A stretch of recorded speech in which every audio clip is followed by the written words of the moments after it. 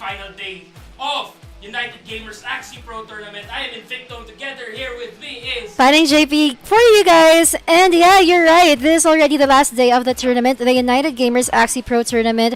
Yes, it's very explosive, guys. I can hear the Filipino broadcast screaming right now. So shout out to all the viewers. Today, we're gonna have a very, very long day in Victom. yeah, Mm-hmm. of course. But again, I is there excited to watch all of the cannot wait to beat whoever the champion will be here in the first season. Oh yeah, that's actually the very, very thing that we are most curious about. And knowing the champion, of course, we already have our top four, and the champion is gonna come from the four of them. That's gonna be Oversized, Cleaven, Coco, and Pads. Yeah, and Coco is a Mobile Legends player and the only independent player here in the tournament. He doesn't have a guild. Yeah, and Cleaven is from Axie Jam University, the partner guild of United Gamers. Speaking of United Gamers, we have Oversize. Yep, and that's actually we are really jam packed with strong players backed up with their very strong guilds. And you know what? Their common trait What? is that all of them are unorthodox players. Oh, I thought all of them are men. Oversized- oh yeah, well, Oversized is actually one of the hardest players to predict. Yeah. Because again, the God Skip, we cannot ever forget the God Skip that he did against Azalea. Now Coco will just keep on dishing out any type of damage that he can on every round, even if it means not proccing the card effects. Now there's also Pads who actually went for a double mech or double beast plan with two beasts Yeah. confront. Yeah, yeah, that was actually one of the funniest things that we've ever seen in this tournament. But he was the victor of that series with that kind of meta, that kind of lineup and formation. And then there is also Cleaven as well, who actually brought down some.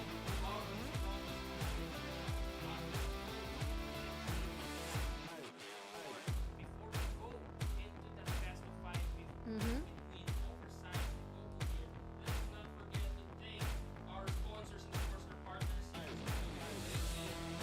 Osron Field and Bermuda of Women Without and U11, of course, Crypto Moto TV, and Board Song Society who actually gave us generously Yeah. five right here for whoever becomes the champion today.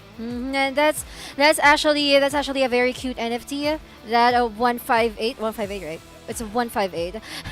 And that blue guy there is gonna be owned by the champion of this United Gamers Axie Pro Tournament. And speaking of the United Gamers Guild, thank you so much for this 8-day live tournament. We actually had an off live qualifier. We actually have an off live qualifier before the live matches, and we actually thank everyone who participated, everyone who registered. Actually, it looks like we'll be having a very short break here before we go into the best of five series between Oversized and Coco. So stay tuned. We will be right back.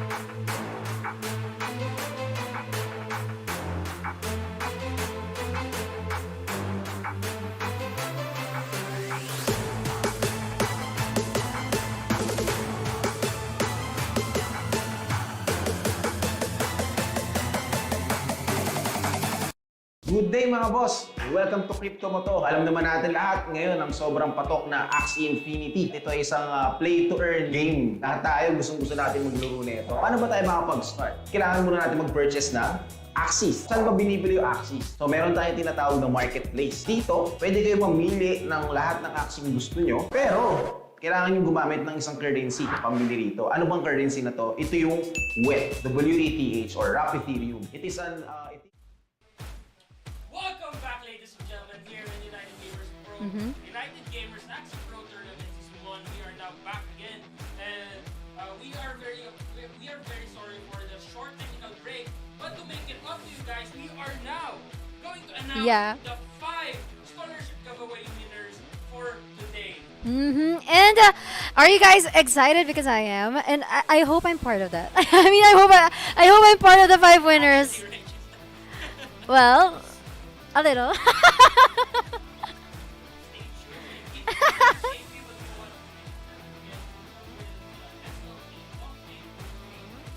Is it? Is it? Really?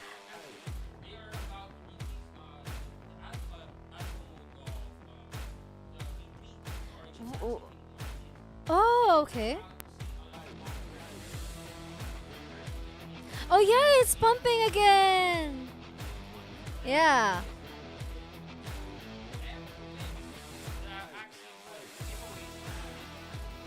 Yep, that's true. And of course, stay tuned for those 5 scholarship giveaways. And meanwhile, guys, this is also your last chance or last day to catch up with the selfie event. Because if you haven't posted your selfie yet, selfies rather with the United Gamers Guild official website, this is now your chance. Just head on to the official website of United Gamers. That's unitedgamers.gg, and take a selfie with the website.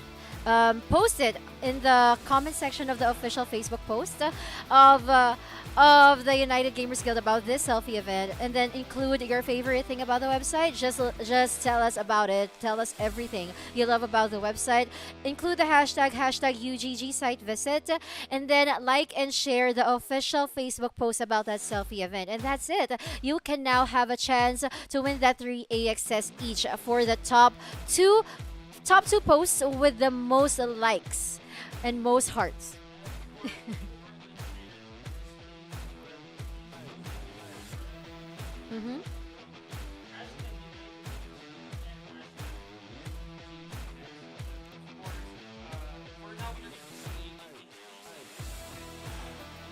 Yeah.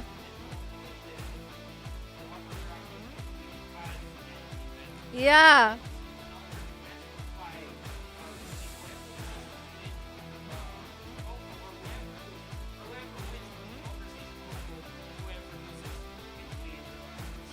Yeah.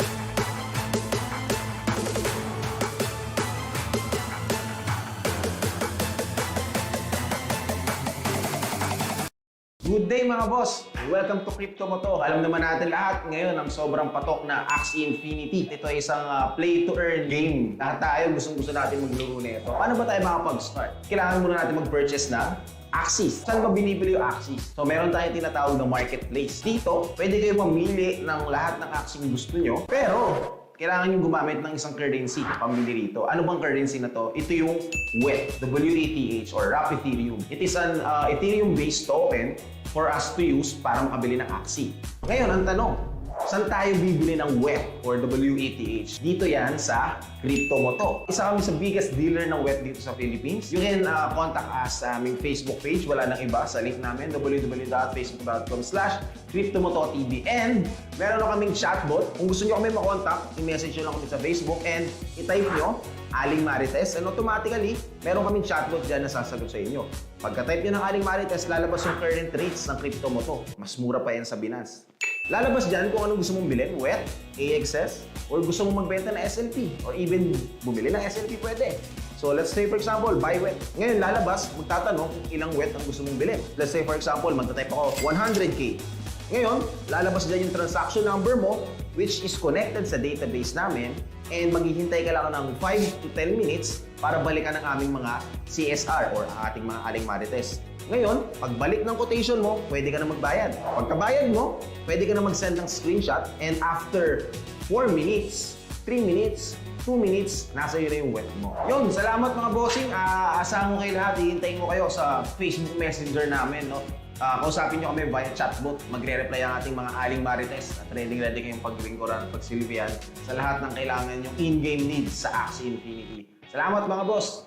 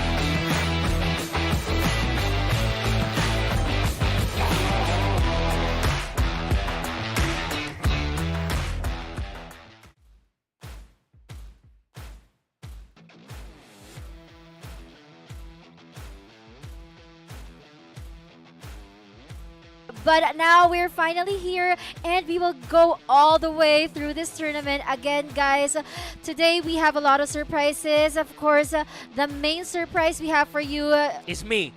is Invictum, of course, and me, Paring JP. I think I would be a bad surprise. What? Don't say that. That's not well, not compared nice. to the actual surprises that we have today, Well, we are bad surprise. But again, well, now no, we're not. okay. We're not. We're actually good surprise, and guys, we thank you. We thank you for supporting Invictum and I for all the days that we had this tournament. But speaking of surprises, we are finally letting you know we are finally giving you the scholarship giveaway winners. Yep, and now we are just waiting for our director here to flash the list of winners here. We are gonna be waiting, but now while we are waiting, Again, let's talk about the SLP pump. Yeah. Now, Okay. oh wait. Oh, wait, hold on. wait. Looks like we're not gonna be Oh, flashing that just yet. We are going right into the battle. There's gonna be an acro followed by fishing, risky fish, and of course his Scarab Curse. Curse. Coco going in strong as well with that back splat. Double wooden stab, putting that plant on 82 HP. Yeah, and right now, Oversized. Oh no, it's Coco that's Oh. gonna deal that huge revenge arrow damage, followed up by that piercing sound and a double cattail. He's not gonna get any cards though, but Oversized here is gonna take another damage. What is Oversized doing? He's very patient. Now, Oversize here, running out of patience now, going Yeah. toe-to-toe against that plant. The plant goes down. Coco goes in, trying to kill that Aqua. That's the Aqua going down as well. Now we are down to a 1v2 situation. Oversize in huge trouble here, especially with that beast still alive. But I think there's gonna be enough to take out that beast. Now that double last stand will be taken out. Of course, two last stands will be taken out by the Bidens as well. I'm just curious why he didn't use that nice steal, but there we have our answer. It's because Oversize was able to commit all of his energy. Now he's gonna disable 3 of Coco's cards, leaving only the tiny catapults. Oh but no! Nob is not gonna get to round number 9 anymore because round 7 is gonna finish with Oversize in the last stand. He's gonna surrender that last round. What an upset there. Actually, that was a really crucial moment for Oversize. Yeah. And the fact is, Coco was well prepared and knew what was. Oversize was gonna do, and essentially used all the reflect damage to basically kill that plant after that kill on that mech or on that beast using the 2 kestrels. And actually, Coco there, it was really well planned. I mean, we've mentioned that this is the battle of 2 unpredictable players, and Coco there, he was really unpredictable because during the early game, he kept on dealing damage. Like, you'll never know when he's gonna run out of energy. And the Oversize here, he was really patient during the early game to mid game. But there was this one skip that Coco used to save up all of his energy and go for the all-out damage. Oversize there was really backed into a corner, and then those last attacks that Oversize commit, there was the deflect. He didn't even have time to disable the cards. That was a plant disable sword. But it didn't even get through that phase where he's gonna disable all the cards of Coco so that he won't be able to deal any damage towards him. Again, Oversize there miscalculated a bit, and between players who cannot be read and cannot be predicted, this is where your instincts and your gut feelings come in. Now, Coco having that game sense coming in from Mobile Legends, he is now fully maximizing that here in Axie Infinity. Coco again coming off strong. This has always been his tactic. Just keep on dishing out damage for as long as you have energy. And now Oversize is going to be going in with that acro. Scarab Curse followed by another acro, and the Scarab Curse not going to be enough to take out the plant though. Now Coco will be destroying the last remaining energy of Oversize there and taking out the plant as well. Yeah, and right now here at round number 3, Oversize is only 2 Axies left. He's gonna kill that front Axie of Coco, but Coco will have to answer with a Sinister Strike and a nice steal. He was able to steal 1 energy.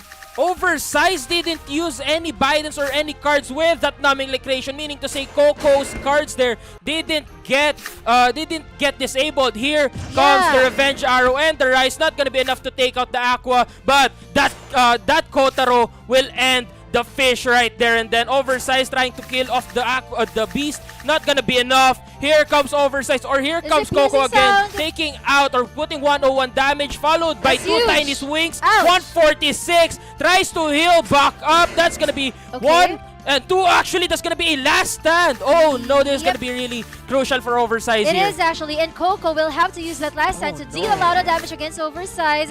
And Coco will use the tiny catapult to deal another damage, but Oversize here, he's gonna go for the disable with that Bidens, that Kestrel, and of course the numbing liquidation. From here on, it's gonna be Coco with the tiny catapult only, and Oversize with only 35 HP left. He's not gonna use the Drain Bite. He's not gonna use the Drain Bite.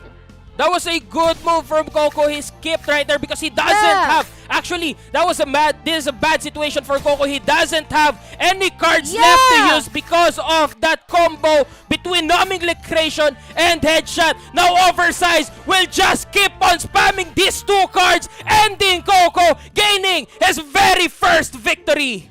Oh my gosh, that was an outplay coming from Oversized there. There was this round when he used the Numbing Liquidation. We don't know if he forgot to use a combo or he just wants to do the damage. But you know, if we were gonna well, the end justifies the means, guys. Always, he still always. won. He still won. Oversized there was in a really crucial moment where just one mistake, one miscalculation could have cost him that entire game. Again, Coco was one reflect damage away from winning that match. But Oversized, they're actually well planned out thought there and well planned out tactic wherein he actually didn't kill he didn't actually kill the beast just yet, ensuring that the card draws would be rotated between two axes. Now, that card draws prevented Coco from dishing out full damage using that reptile before he goes back out. And at the same time, Oversized there actually had a miscalculation or a misplay where he used Numbing Liquidation without any sort of combo. But at the same time, I think that played to his advantage because by destroying or by having that Aqua killed, all the cards dealt has been centered around the remaining plant. And that gave him the advantage. Of course. And actually, okay. This is the one we've been waiting for. Even us were surprised by this very moment. Congratulations to our scholarship giveaways. Scholarship giveaway winners. Hello to you, Mario Elec, Charles Dyke, Teresita Hernandez de Castro, and Duarte Alano. Of course, last but not the least, Al Vincent Balalihi. Congratulations to you all, and of course here comes the selfie event. Last day, all guys. you have to do is submit a selfie visiting unitedgamers.gg, upload it as a comment or tweet on the official event post or thread with the caption, "My favorite thing about the website is," insert your answer here. Now use the hashtag UGG site visit, like, share, and retweet the post, and the top 2 photos from the FB post and the Twitter threads will win 3 AXS each. That's gonna be the most likes. Of course, speaking of AXS, let us look at the prize pool here. There's gonna be a total of 180 AXS. The first having 70, the second having 40, third 25, fourth 15, fifth to 610, and seventh to 8 5 AXS. Basically, our players right now, the remaining players right now, already has 15 AXS secured, and they are just battling it out for even more rewards. Yes, guys, about that selfie event is going to be your last day, and we've seen that prize pool, the distribution of those 180 AXS. Yep. Yeah, and on top of that, the champion will also get that NFT. That NFT. Oh, this NFT. No, this You're gonna NFT. get Invictus, guys. I don't know what utility I'll be giving, but but yeah. Well, you told me this before. I mean, you can like take a picture of Mona Lisa, but you cannot own Mona Lisa. Well, true. So it's That like is true. you can like watch Invictum, but you cannot own Invictum unless you're the champion. Wow, that is. Well, anyway, let's go back here. Actually, that was really funny, but anyway, let's go back here.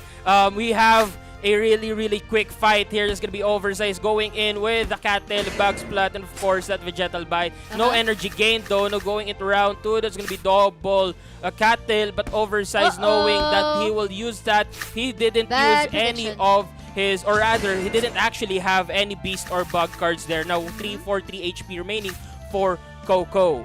And Oversized here with that outplay for the first 2 rounds. He's gonna be that was a huge critical in there. Oversized here will be able to cancel out that front edge with another critical. Critical for critical. That Sinister Strike was really sinister, but Oversized with the headshot. Now getting 2 energy as well using that Nemo. Of course, here comes another Sinister Strike followed by a Rise, gaining 1 energy, stealing 1, and of course gaining another using that Kotaro. But Oversized here is still not done yet. That God Reptile will be disabled right there and then. Okay, now Oversize is gonna go for the burst down against this reptile using a risky fish, a scarab curse, an acrobatic, and of course to finish it off with a scarab. Oh, But no! unfortunately, it got deflected. Coco here will have to deal a lot of pain against that plant with those revenge arrows and the second strike. no! But this tiny catapult will leave Oversize with 6 HP, and so Oversize will have to shield up, and he's gonna be able to use only one He save is dice. already setting his beast up. There's gonna be a 4-card burst down. Here comes the revenge arrow. The rise will take out the plant. Woo! Oversize is defeated yet again. Oh my gosh, I can sense the fighting spirit, the competitive spirit of these two players. Coco wins the first game, Oversize wins the second game. Of course, Coco doesn't want to be left behind. He's taking course. game number 3. And now we only have 2 games left in this series. We don't know. But if Coco wins this 4th game, he will advance to the next round. We'll have to say goodbye to Oversize. And now Oversize will have to climb back up. Yes, and at the same time now, again, like you said, this is a really crucial moment here for Oversize. That winning wherein Coco is actually 1 win away from getting to the series, to the 3rd series. Yep. But Oversize here has actually managed to make a comeback time and time again against tough opponents. But actually, Oversize was the one who kept on sweeping through some of the best players here. Ruthless Reg, Azalea. He actually went toe-to-toe against them and always had the advantage when it comes to score. So this is the only moment where Oversize is feeling the pressure over having been defeated twice. Yep, and we're seeing both at of them. Yeah, these two players. Oh, look at those eyes. Oversize is- he's planning. He's planning. He might be planning. I think he got paralyzed a bit there. Well, yeah, that's true. I mean, that formation switch from Coco, I mean, we've seen it a lot of times in this tournament. True. That's what he did the previous series. You know, he doesn't really switch lineups that much. He just switches the formation. True. And now, Oversize also has the option to switch the formation, like whether to put the plant in the middle or the aqua in the aqua in the back. But Oversize also has a lot of lineups in store. Of course. In his inventory. I mean, he is one of the representatives of United Gamers here. Yes. So he does have a Yes. lot of axes in his arsenal, but at the same time, what axes can you dish out against Coco, who just keeps on doing damage even if he doesn't get the effects of the cards? Now here comes ground number 4. my This is a gosh. do or die situation for Oversize here. Oversize going in with that double plant and the Shrimpinator, which is actually good. He can jump to that beast, but the God Reptile here will be his demise. Yep, and Oversize here will have to take in a lot of damage from that plant of Coco. Now it's gonna be that plant and that aqua against these 3 axes of Coco. Coco here will have to damage his energy, and damage another health line with a critical. critical, and Oversize will have to answer back with a disguise, a vegetal bite, a critic even there, Ooh, another another- gas unleash, and he's gonna be healed back. Yep, now Coco has 5 stacks on There it that is. mech or that plant, but here comes Oversize with the chitin. Double Hero's Banes. Ouch. The swords are coming down on that beast, and the beast has been eliminated from the battlefield. Now Coco going toe-to-toe against that plant. He knows that he has to burst him down before he can heal back up. That's gonna be a bug splat enough to put that plant on last stand, basically disabling that shiitake, putting 7 stacks of poison total on that plant, and now it's down to 1v2 situation. Now those the barb strikes will have to deal a lot of damage against that no. plant. And look at Oh that no! The critical there! Now Oversize is really in trouble. Coco still has a lot of cards left. That's gonna be double barb strikes yet again. But that tiny swing and the tiny catapult will remove Oversize from this series. Not just this series, but from the tournament. Congratulations to Coco for moving on to our next round. It's gonna be the lower bracket finals for him. Invictum. Oversize, thank you so much for your participation. It was really a great journey. We really enjoyed having you here. The last member of Crypto Familia. And UGG too. And UGG has finally been eliminated from Axie Pro Tournament. But again, commend to Oversized for defeating a lot of the greatest Axie Infinity players. But at the same time, congratulations Coco for being more unpredictable and more unorthodox than Oversized. Oversized there, actually, when he chose that lineup, we understand, okay? I mean, he wants to eliminate that beast because that beast is really annoying in terms of dealing like damage. Look at those criticals earlier, that they had a lot of criticals. And that reptile, when it was the one left, actually it was really to Coco's advantage that that beast got eliminated because that reptile has a lot of advantage against that aqua like I said, of Oversized. before the match even started, I was already saying that God reptile will be his demise. Yeah. And I think what would have been a better tactic there was if Oversize actually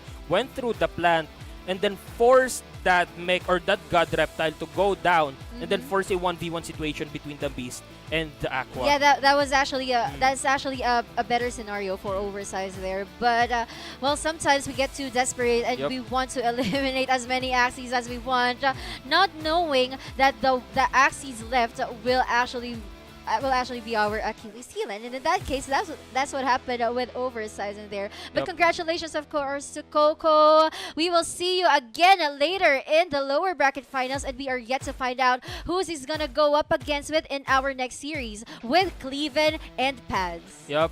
Now we are going to be taking a short break before we get into the next battle. I am in Victim. Together here with me is Fine JP, guys. We'll see you after a short break, and congratulations again to the 5 winners of the scholarship giveaway. See you.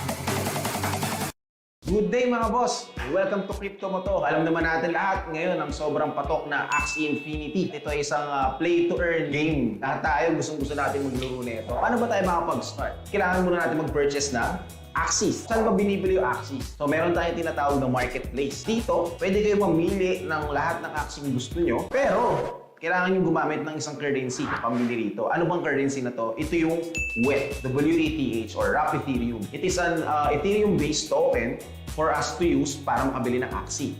Ngayon, ang tanong, saan tayo bibili ng WETH or WETH? Dito yan sa Crypto Mo To. Isa kami sa biggest dealer ng WETH dito sa Philippines. You can contact us sa aming Facebook page. Wala nang iba sa link namin, www.facebook.com/CryptoMotoTV. And meron na kaming chatbot. Kung gusto nyo kami makontak, i-message nyo lang kami sa Facebook and i-type nyo Aling Marites, and automatically, meron kaming chatbot dyan na sasagot sa inyo. Pagka-type nyo ng Aling Marites, lalabas yung current rates ng Crypto Mo To. Mas mura pa yan sa Binance. Lalabas dyan kung anong gusto mong bilhin, WETH, AXS, or gusto mong magbenta ng SLP, or even bumili ng SLP pwede. So let's say for example, buy WETH. Ngayon lalabas, magtatanong kung ilang WETH ang gusto mong bilhin. Let's say for example, magta-type ako 100K.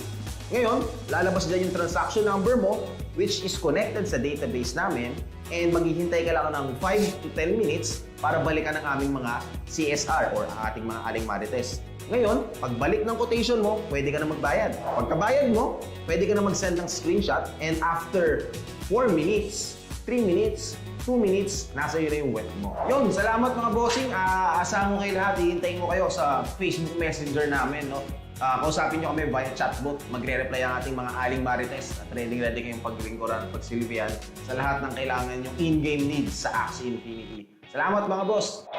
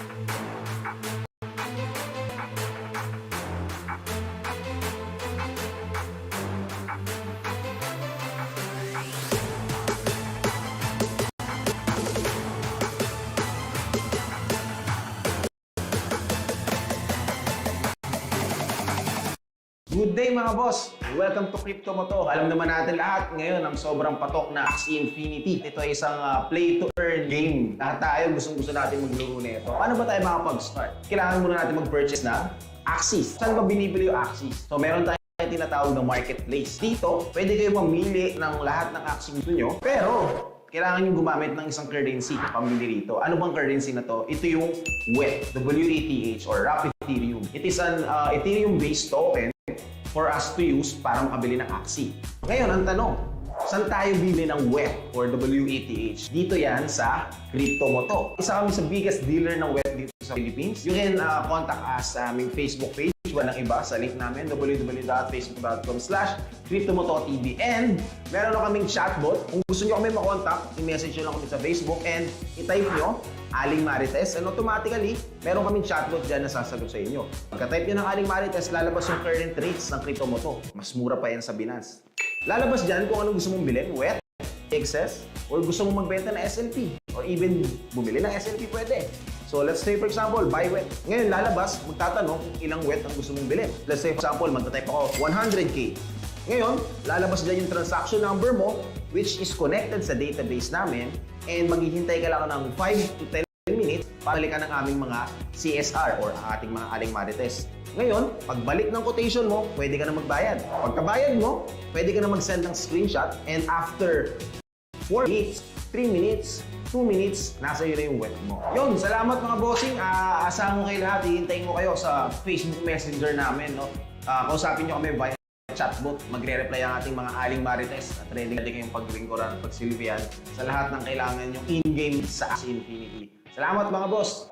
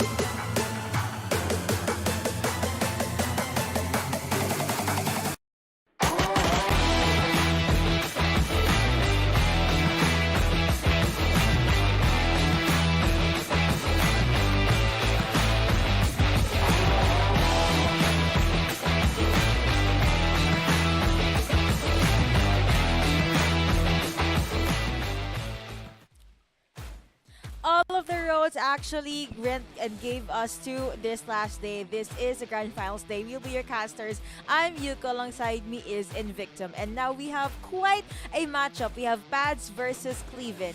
Pads, the unorthodox player, versus Cleaven, the God Slayer. Credits to Invictum. Wow. Well, actually, that is true. That is true. Pads here is actually a very unorthodox players like Yuko said here. He actually went toe-to-toe against, I think that was RMZ. No, that was Oversized, if I'm not mistaken, or Coco, wherein he actually used two beasts up front and then plant in the back, and actually worked. It actually worked out for him. And then Cleaven here actually destroying RMZ, bringing him down to the lower bracket, and at the same time being completely eliminated by Oversize, who actually got eliminated by Coco in return. Now Cleaven here is the God Slayer because, again, RMZ, we all know and love, is the Aqua God. He has mastered all sorts of teams revolving aquas, and at the same time he is now known as either the Boss Baby or Poseidon. But here are Pads and Cleaven here, both of them just thinking their strategies through, thinking what best lineups and of course best tactics to dish out in this battle.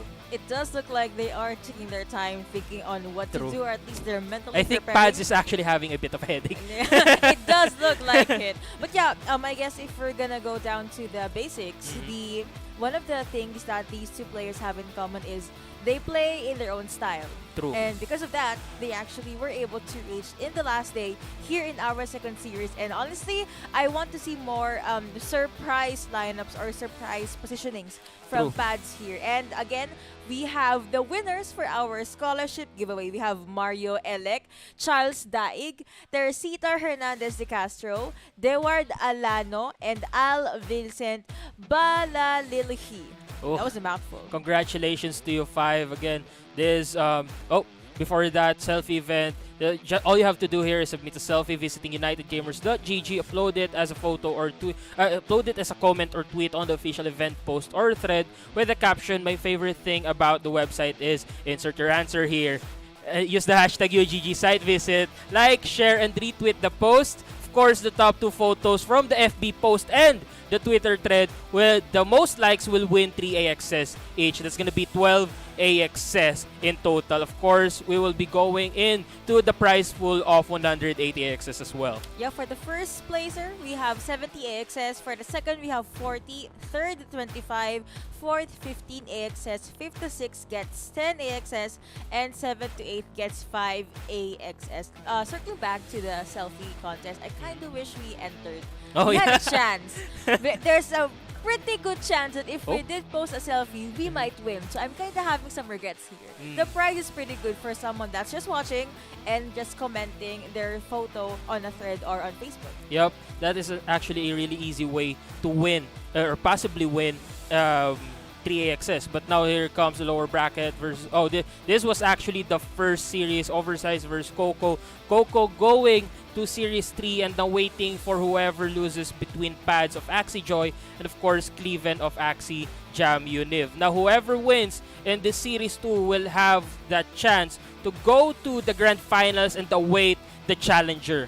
Exactly. So I believe Coco is somewhere here watching the live stream, just checking as well. how his possible opponent True. will be playing. And I guess that's what Axie is all about. You know, aside from being able to get the cards that you want, you also have to be able to play them in their maximum. Like so, that is going to be the first hit going through for Cleaven. Does get the critical in, and now Pads' AXS is down to 156 health. And now Pads going in strong as well. 176 HP left for that plant. The Cattle will have one drawn though. Now Cleaven here going toe-to-toe against Pads. Plant here, that's going to be the plant going down. 176 HP left for Cleaven, but Cleaven here still not done. Getting 1 energy using that God Reptiles Kotaro and then disabling the Crimson Water, followed by a Water Stock here. 150 HP left for that Aqua. Disables is right there, but it looks like Pat is still doing his best to get the best out of his beans. That will be the first kill going over to Cleaven, but Pads was able to get one for himself. Now you have energy being stolen by Cleaven, making sure that Pads' AXS is going to get withered down. Pads here going in with the kill. That's gonna be a last stand though, but it's alright. Cleaven going in with the hot Hotbot, followed by a Tiny Catapult, taking out the Aqua, taking out the Mech. Now it's down to 1v1 situation. Oh, Pads actually chose to skip. Cleaven going in with that double Kotaro and the Hotbot, eliminating the Angry Lamb from the equation. Now Pads going in with, of course, double upstream sweep, but Cleaven was well prepared for it, went in with a brick wall move. Now he is just returning all of Pads' damages here. 21 HP reflected, back with 8. Cleaven going in with double Tiny Catapult. That's gonna be enough to take this Aqua out with the Hotbot. I believe Pads get the skip there just so he will be able to use Angry Lamb in his next turn, but he was not able to calculate the possible damage that could come out from Cleaven, and because of that, Cleaven was able to hit the opening and take game number 1 of our best of 5. True. I guess what Pads there was hoping to do was the God skip that Oversize actually did against Hezelia, wherein he skipped at just the right moment, because if he did skip at the wrong moment, he would have gotten his last remaining Axie killed. Now Pads here tried to do that as well against Cleaven, knowing full well that he needed energy against a 1v1 situation with that God Reptile, especially because of that Kotaro essentially giving Cleaven unlimited energy gains or unlimited energy source. Now Pads there actually hoped to eliminate Cleaven's eliminate Cleaven's God Reptile by putting enough damage using that double upstream swim, and then reflecting all of the damage done by Cleaven back using the bulwark, but to no avail. Cleaven will be taking the very first point. You know, in series number 1, it was quite a close match, and now hopping into series number 2, it's the same story. It was so close. It's just gonna fall down to the player's decision making. So now that we're jumping into game number 2, do you think Pad should switch something up or hold on to his ground? Actually, I think Pads should hold on to his ground because, again, Cleaven there had the advantage in energy, and if Pads does get the energy that he needs and then use the 1v2 situation, force a 1v2 situation where his mid lane is still alive, and then Cleaven only having that God Reptile, he will have the advantage there and he will have the conditions for victory. But at the same time, the thing here is, if Pads doesn't change lineup, Cleaven can actually now change lineup. He has the advantage here, and he has pressure on Pads. So basically, even if Cleaven does change or doesn't change, it doesn't matter, or at least it does matter, but not to the fact that if he does lose, he will no longer have that margin of error. Again, this will be if he does lose, it's just gonna be an equalizer. Yeah, we are gonna have 1-1 if ever. I do not know why, but there's a feeling in my gut. Probably 50% I'm hungry, and 50% that is a different gut feeling right there. Yeah, and the other 50% is telling me that there is a chance Cleaven might change his lineup. You know, just maybe he thinks Pad might hold on his ground, like what you said, and maybe switch the positioning around. But then again, that with the surprise factor that Cleaven can deliver to his opponent, that could be something that will just bump his chances of winning game number 2. Yeah, again, Cleaven here is actually from the leaderboard, so we won't know until we see it. Actually, that was a good move here. They both changed lineups here. Now Pads here is going for a triple Aqua team, and now Cleaven going in with the bug splat, another bug splat, critical. Of course, that third glance will be discarding that last Aqua card. Does have Seamless Strike available, but apparently Pads will just get that speed, and that is going to be 50% damage last time being activated for Cleaven here. This card's coming through on this game number 2, but it looks like Cleaven looking to get the revenge kill, and now it's going to be 2v2. 2v2 indeed. Pads going in again. This is actually advantageous for Pads. That was a really great prediction here that Cleaven will be putting out the double bug here. Now that's going to be a dodge using the Coco, followed by 2 upstream swims, taking out that mid lane bag. Now Cleaven going in, securing his spot, but not at the same time. Actually not, because Pads actually used 2 upstream swim. Now he will be going first, but Cleaven here actually using that Pocky and then the risky fish to take out that mid lane. Pads now has the energy advantage. It's gonna be a Crimson Water, 141, 2 scale darts and upstream swim for the win. We now have an equalizer. 1-1 on the scoreboard right now, and I cannot expect that. We did not mention the possibility that both of them will change lineups. It's right there, again, staring at us. Again, those two are unpredictable players, Yeah. but actually that was a good move for Pads where he went in with a triple aqua,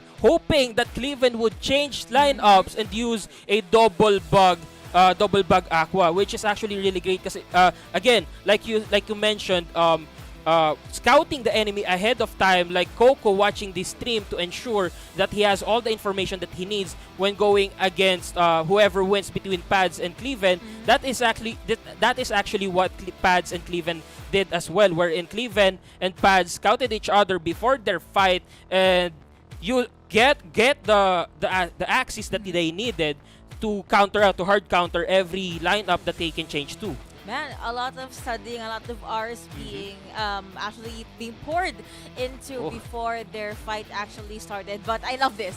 Game Earlier, face is on it right was a here. 2-0, but now it will be a plain 1-1. Game phases indeed. Actually, and again, this is the United Gamers Axie Pro Tournament. If you guys are watching, first off, thank you so much for watching. Second, please don't forget to share the live stream and like my partner's page because he's a very good Axie caster. Deserves all the actually, attention. my partner right now is even greater, and of course, do like barring JP as well here. Of course, do check out UnitedGamers.gg as well. Do check out their website. There are a lot of information regarding Axies, regarding NFTs, regarding cryptos, anything about the crypto world, really, including blockchains. Of course, there will always be information about giveaways as well, just like the 5 scholarship giveaways and the AXS giveaways. Yeah, a lot of giveaways and a lot of basically opportunities to those who want to jump into the crypto world or the NFT world. And now we cannot wait to see what's gonna happen in game number 3 of this tournament. Again, second series, whoever wins this will be on standby for the grand finals, and whoever loses will fight up against Coco. Whoever wins that, of course, will just continue on climbing the ladder. From 11,000 people that registrants. joined, we're now down to, I believe, our top 6, top 7, top 8, Top 3. top 3. And Close enough. Close enough. And actually, Pads here, and here comes game number 3. Whoever wins this will put a lot of pressure on their opponent. It's going to be double rise, followed by, of course, the Ronin. That is a true critical there. Another critical one. coming in from the Cattails. Now, Cleaven hoping to take out that front lane Axie. That's going to be double Sinister Strike. A bit of an overkill there. Wow, I do not know what fertilizer Cleaven used in this Axie, but that is an early critical indeed, but Pads is doing his best to try and wither down the front line. If Cleaven here was able to get some damage, but the front line is still pretty tanky. That was a great move from Cleaven using that Aqua Stack. Now he gained 2 energy from those 2 tail slaps. And now Pads going in strong again. That's going to be double Crimson Water, hoping to take out that land. It is going to be enough, but not enough to kill him. Just on last stand now, Cleaven.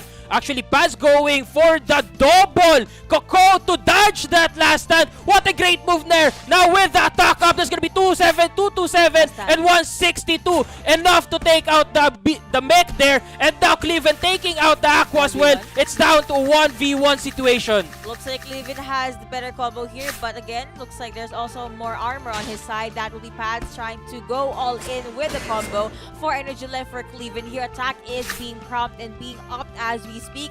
Looks like Cleaven was able to hold his ground. Now it's go time for the man on the left. That will be out of damage being taken by Pads. We are down to the last few seconds, but victory has been called for Cleaven. A surrender coming in from Pads. He knew what was coming. Again, that is where the insight of pro players come in. They already know what's gonna happen before it even does. And that's exactly what Pads there predicted, that with his last Aqua there, pre-damage already and low on health, any type of damage that he deals will just be reflected back, and with Cleaven's advantage on that God Reptile and that brick wall moves, the brick wall cards there, the defenses would be enough to ensure that Cleaven wouldn't have to worry about being eliminated from that battle. And now it's a 1-2 situation, and Cleaven actually is putting a lot of pressure on Pads because he only needs 1 score to get to the grand finals. One more win and Cleaven will be able to advance to our brackets, and Pads will be up against Coco.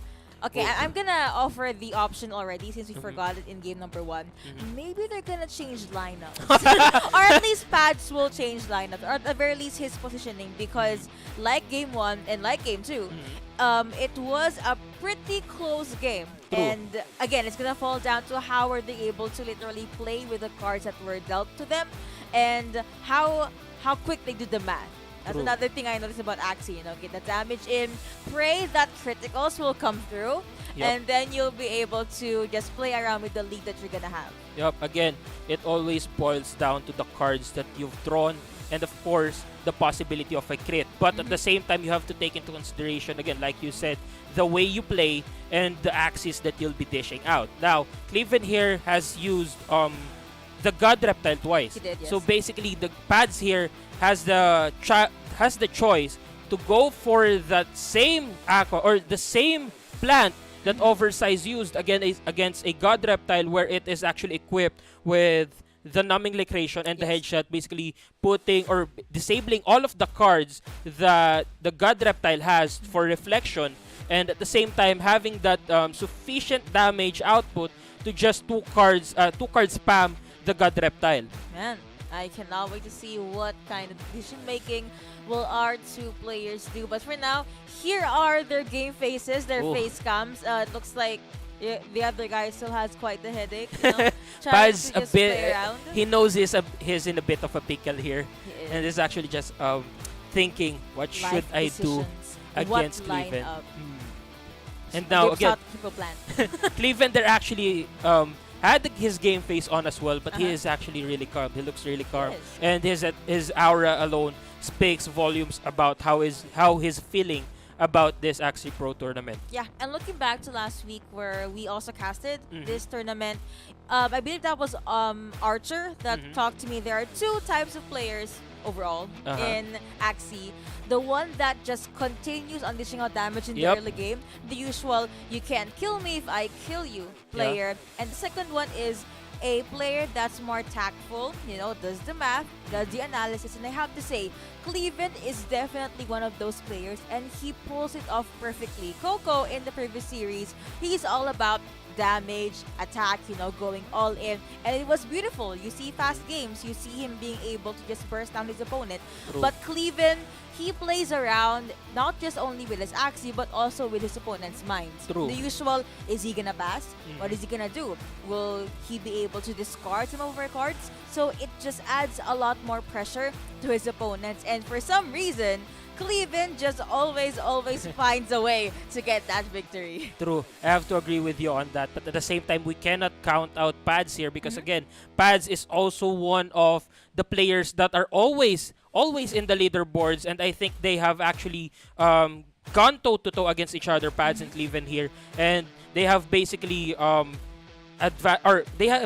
memorized Yeah. the moves that they have here and the way that they play, and now they just have to keep on adjusting to that. Now Paz going in strong, 173 damage, proccing the combo effect there. Of course, 126 from that bug splat as well.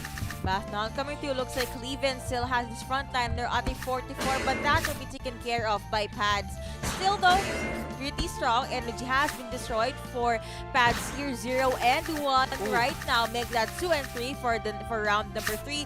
Looks like Cleaven trying to wiggle or juggle in with his combo, and that is going to be Pads really jumping in strong. That will be another, well, rather a lot of damage being taken by Cleaven's lineup. Last time being activated. Now that last time will be taken out with the Kotaro Bite there. Of course, Cleaven going in again with that Kotaro Bite, gaining 1 energy, disabling that Crimson Water, using that spiky butt or that hot butt. Of course, Pads going for the jump to the back door here. That's gonna be putting a lot of damage on that God Reptile. As we 119, but all of those damage has been reflected as well. The mech has been destroyed. Cleaven goes in for the kill with the hot bat and the tiny catapult. The aqua has been eliminated. Now Paz just went in for the skip there, hoping to set up a 4-card burst down by the next round, but Cleaven will be going in with a full-on fortress. This is a battle between an immovable object and an unstoppable force. Who will win this? Looks like Paz is gonna be getting that score to another Equalizer! Wow, second series really proving us that they might, they are gonna reach game number 5. And I like what you did there. It was the battle between immovable force and the unstoppable object, because that's what it looks like. The armor that Cleaven was able to gather before Pads jump in, and the amount of damage or combos that Pads has in that 1v1 that got us at the edge of our seats. But at the end, Pads was able to even it out again with a 2-2. What is gonna happen in this game number 5 now in Victim? Actually, at this point, I don't know. Again, Cleaven and Pads are both top players, and they have battled against each other, of course, because they are always in the top, and they have battled each other time and time again, and they already know the play styles that they will be dishing out. Yeah. Now, knowing that, they have to keep on adjusting as they fight, and they have to keep on surprising each other. So now, the way that they surprise each other always also surprises us. True. Because we've seen them again, like on the very first round, by the second round, the second game, they actually both switched teams, and Pads there actually knew what Cleaven was gonna have, and Cleaven knew what was Pads were gonna have there. But now we are down to the last game here, another battle of 5 leading down to game number 5. Also, looking back into game number 4, Pads being able to hit the God Reptile at the back line was one of the leads that he got and was able to utilize. I mean, if he did not hit that God Reptile, I believe Cleaven could have done something with the reflect damage, with the armor. He could have lasted more. And I like that for Pads because he was able to think 2 steps ahead of his opponent, whereas his opponent only thought of things 1 step ahead. And I'm pretty sure we're gonna be seeing more of those plays in our game number 5, first 5-game series of the day, ladies and gentlemen. Pads versus Cleaven. This is a battle to watch out for, and actually a battle for the ages. I feel like we are already watching the grand finals there. And actually, I like your point there where Pads actually took out his Shrimpinator and then went for the jump there on the God Reptile using the Chitin. I think that was double scale darts, and basically putting pre-damage on that God Reptile, ensuring that even if Cleaven does use up all of the reflect cards using 2 bulwarks and then 2 catapults, he will still not have enough shields to fight toe-to-toe against a mech, because again, mechs have the advantage against God Reptiles or against reptiles in general when it comes to classes. Exactly. I mean, 200 IQ plays by our 2 players there. I wish I was that good. True. Just predicting and just going all Same. in. I just swipe cards and pray to RNGesus and all of the gods out there that I'm gonna win. 50% no, 50% yes. So basically, you fight like Coco. I do. It's not for the best though. But again, actually, that would be a really interesting match if we do see Cleaven going And against Coco, Coco. Because again, there, like you said, there are 2 types of players, and right now we are witnessing the same type of player here between Pads and Cleaven. Now Pads going in with that critical, followed of course by the Acro. That Acro didn't have any cards combo there, but that was okay for Pads. Now going to round 2, Cleaven might just be going for a full-on burst here, but Pads first will be trying to put that God or that plant out of the equation here. That's going to be another go down. No energy destroyed, though of course that Sinister Strike as well will be putting sufficient damage on that Aqua to put him on 1-1-5. Is this going to be enough? I think it is going to be enough to put that Aqua on last stand. Pads already has the momentum here, already has last stand indeed, but that will be another takedown for Cleaven. He will try and go all in with the aggression, but that is going to be at the expense of his frontliner. Down to 49 of his health. Nutcrack has been disabled, but that will be small throws here and there, and another Axie being taken down for Cleaven. This is actually really interesting. Now Pads can go for a 4-card burst here. That's gonna be a Nutcrack, Nut Throw, of course the Acro. Critical takes out that mech, but Cleaven was well prepared for that. He will be getting that revenge, taking out the mech as well. Now it's down to 1v1 situation. This is going to be really interesting because again, Cleaven here has the God Reptile, but Pods doesn't have any sort of huge damage dealer cards here. Only the Vegetal Bite with 30 damage. But actually, this is a direct counter. Even with the critical, Pads is using a plant that is a direct counter against Cleaven's God Reptile here because he has basically just eliminated Bulwark and the Tiny Catapult's reflections here. But now Cleaven going in with that 4-card move. Again, that Kotaro will not get any energy because Pads plant here is actually slower than Cleaven's Reptile. Basically, the only remaining card here that Cleaven has is that damage card coming in from the Tiny Catapult and the Kotaro Bite. Now, Pads will just keep on using the same cards over and over again, getting that draw cards from those pumpkins. Already at the Blood Moon Curse, and it looks like Cleaven is doing his best. Already has it disabled, but then again, Pads is just ramping up on armor, on heal. He can literally go all day. Cards are being drawn, and it looks like this is a game that will last for 7 days. True, but at the same time, I know what Cleaven is trying to do here. Cleaven will keep on disabling that Vegetal Bite, use the help of that Blood Moon Curse to put sufficient damage on that plant, and basically possibly use 2 moves here or 2 turns here to put a lot of damage on Pads. But Pads was well prepared. Another 300 shields there. But again, Pads will just keep on healing that up with the Rosebud. 498 HP here. Almost, I think that is actually full health there. But here comes 110 damage. Well, still the Vegetal Bite is disabled, and here we are again, you know. Cleaven just keeping on doing what works for him, withering down the armor of Pads, but Pads is just gaining energy, armor, and healing himself. It looks like he truly is well prepared for this curse still coming through, of course, but it looks like Cleaven, things are not working out well for him. He does have the heal activated though. Oh no, that's gonna be the double Tiny Catapult. Actually, that's gonna be another critical. Not gonna be enough to even put that plant on low HP, on red HP here. Pads goes for double Rosebud. Not gonna be getting any card draws, but that 170 damage from the Blood Moon Curse will be enough to take down the God Reptile itself. You know, the victors really stand strong, and in the end of the battle, it looks like Pads literally was just standing strong or floating strong in that game number 5. What a way to end series number 2. That was beautiful. That was calculated. Cleaven really did his best. He was the one that got the first game win in this series, but in the end, Pads was just able to literally be the meat shield, get armor, heal, and smile. That's it. Exactly. That smile, that moves there. Those those 4 cards was enough to always keep on getting the card draws because of those pumpkins. And at the same time, I knew what Cleaven was trying to do there. He was trying to hold on tight, get as much energy as he can, disabling the Vegetal Bites to ensure that Pads won't be able to steal any of the energies that he has saved.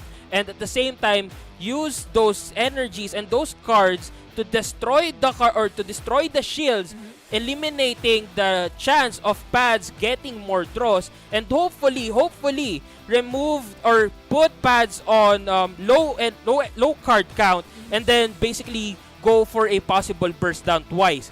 But Pads there was well prepared. Again, he had that advantage where he was slower. Not only was he slower, he was tankier, and at the same time, he didn't have any damage dealing cards against the God Reptiles. Yeah. And then again, at the end of the day, Pads was just able to utilize and play with his cards. That was honestly an amazing series to watch. You know, you see and feel the reason why our players do these combos, just hold on to maybe switch even lineups, and this is what our tournament is all about, being able to showcase this kind of high level Axie play. But that has been series number 2. We have been your casters. I'm Yuko, alongside me is Invictum, and we are gonna hop into a very short break, and when we come back, we're gonna have series number 3.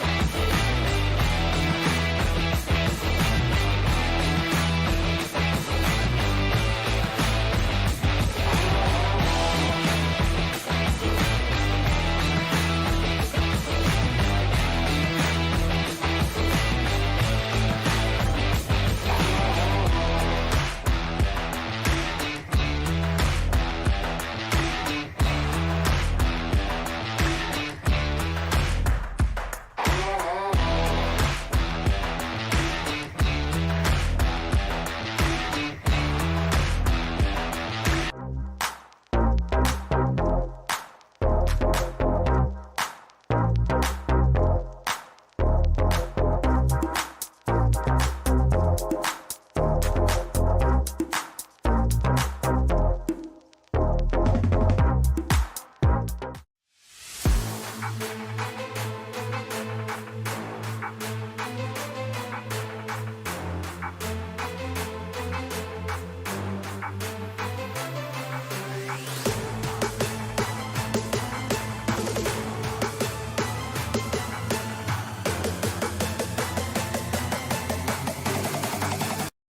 day mga boss! Welcome to Crypto Mo To. Alam naman natin lahat ngayon ang sobrang patok na Axie Infinity. Ito ay isang play-to-earn game. Lahat tayo gustong-gusto natin maglaro nito. Paano ba tayo makapag-start? Kailangan muna natin mag-purchase na Axies. Saan ba binibili yung Axies? So meron tayong tinatawag na marketplace. Dito, pwede kayo mamili ng lahat ng Axie na gusto nyo. Pero, kailangan nyo gumamit ng isang currency pamili rito. Ano bang currency na to? Ito yung WETH, W-E-T-H, or Wrap Ethereum. It is an Ethereum-based token for us to use para makabili ng Axie.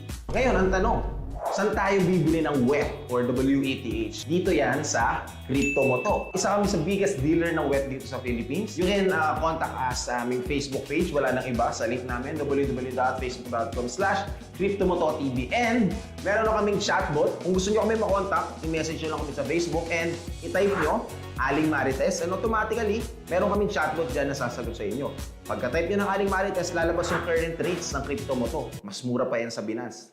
Lalabas dyan kung ano gusto mong bilhin, WETH, AXS, or gusto mong magbenta ng SLP, or even bumili ng SLP pwede. So let's say for example, buy WETH. Ngayon lalabas, magtatanong kung ilang WETH ang gusto mong bilhin. Let's say for example, magta-type ako 100K. Ngayon, lalabas dyan yung transaction number mo, which is connected sa database namin, and maghihintay ka lang ng 5 to 10 minutes para balikan ang aming mga CSR or ang ating mga Aling Marites. Ngayon, pagbalik ng quotation mo, pwede ka na magbayad. Pagkabayad mo, pwede ka na mag-send ng screenshot, and after 4 minutes, 3 minutes, 2 minutes, nasa iyo na yung WETH mo. Yun, salamat mga bossing.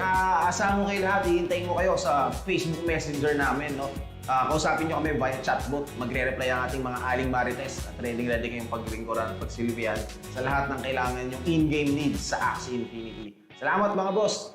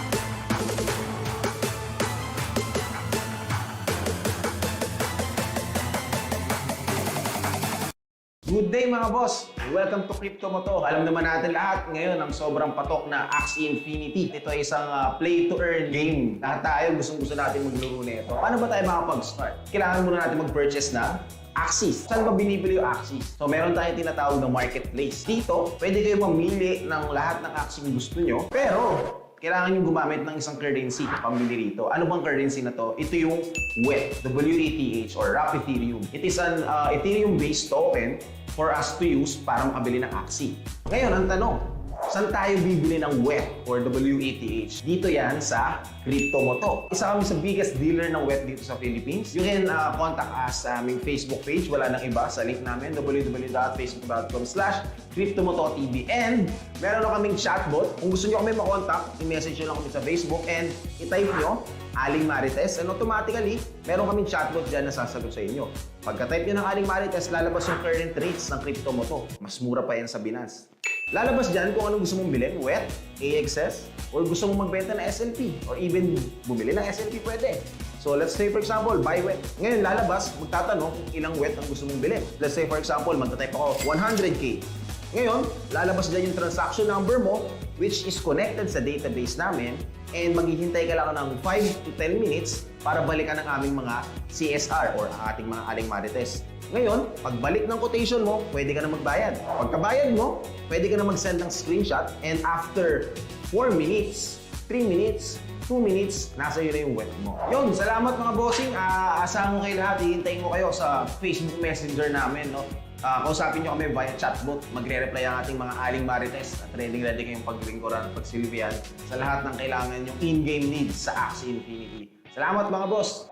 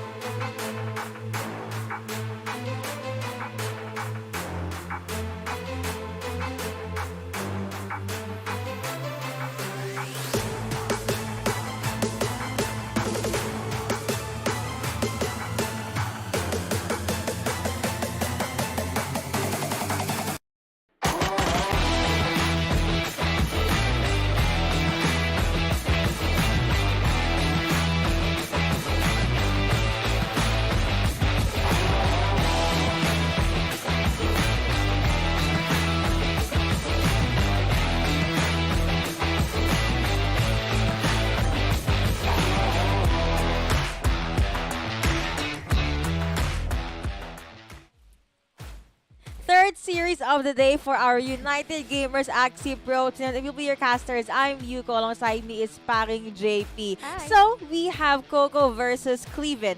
Coco, like what Invictum and I talked about, he is basically the early game crazy player. You know, Yeah. the damage, Yes. like bombs. And Cleaven, Ultimately. he is aggressive too in the early game, but his power spike or him being able to enable his Axie is a bit more to the late game. So that's Yeah. a matchup we would want to see now. Yeah, actually, I remember you and Invictum talking about it earlier that you'd want to see Cleaven and Coco go ahead of each other. You guys were hurt. Yes. You guys were hurt by Right Cleaven. here. that way. So Cleaven there, he had to lose so that he has a chance to go against Coco. Yeah. Yeah, and So I am very, very happy for you and Invictum.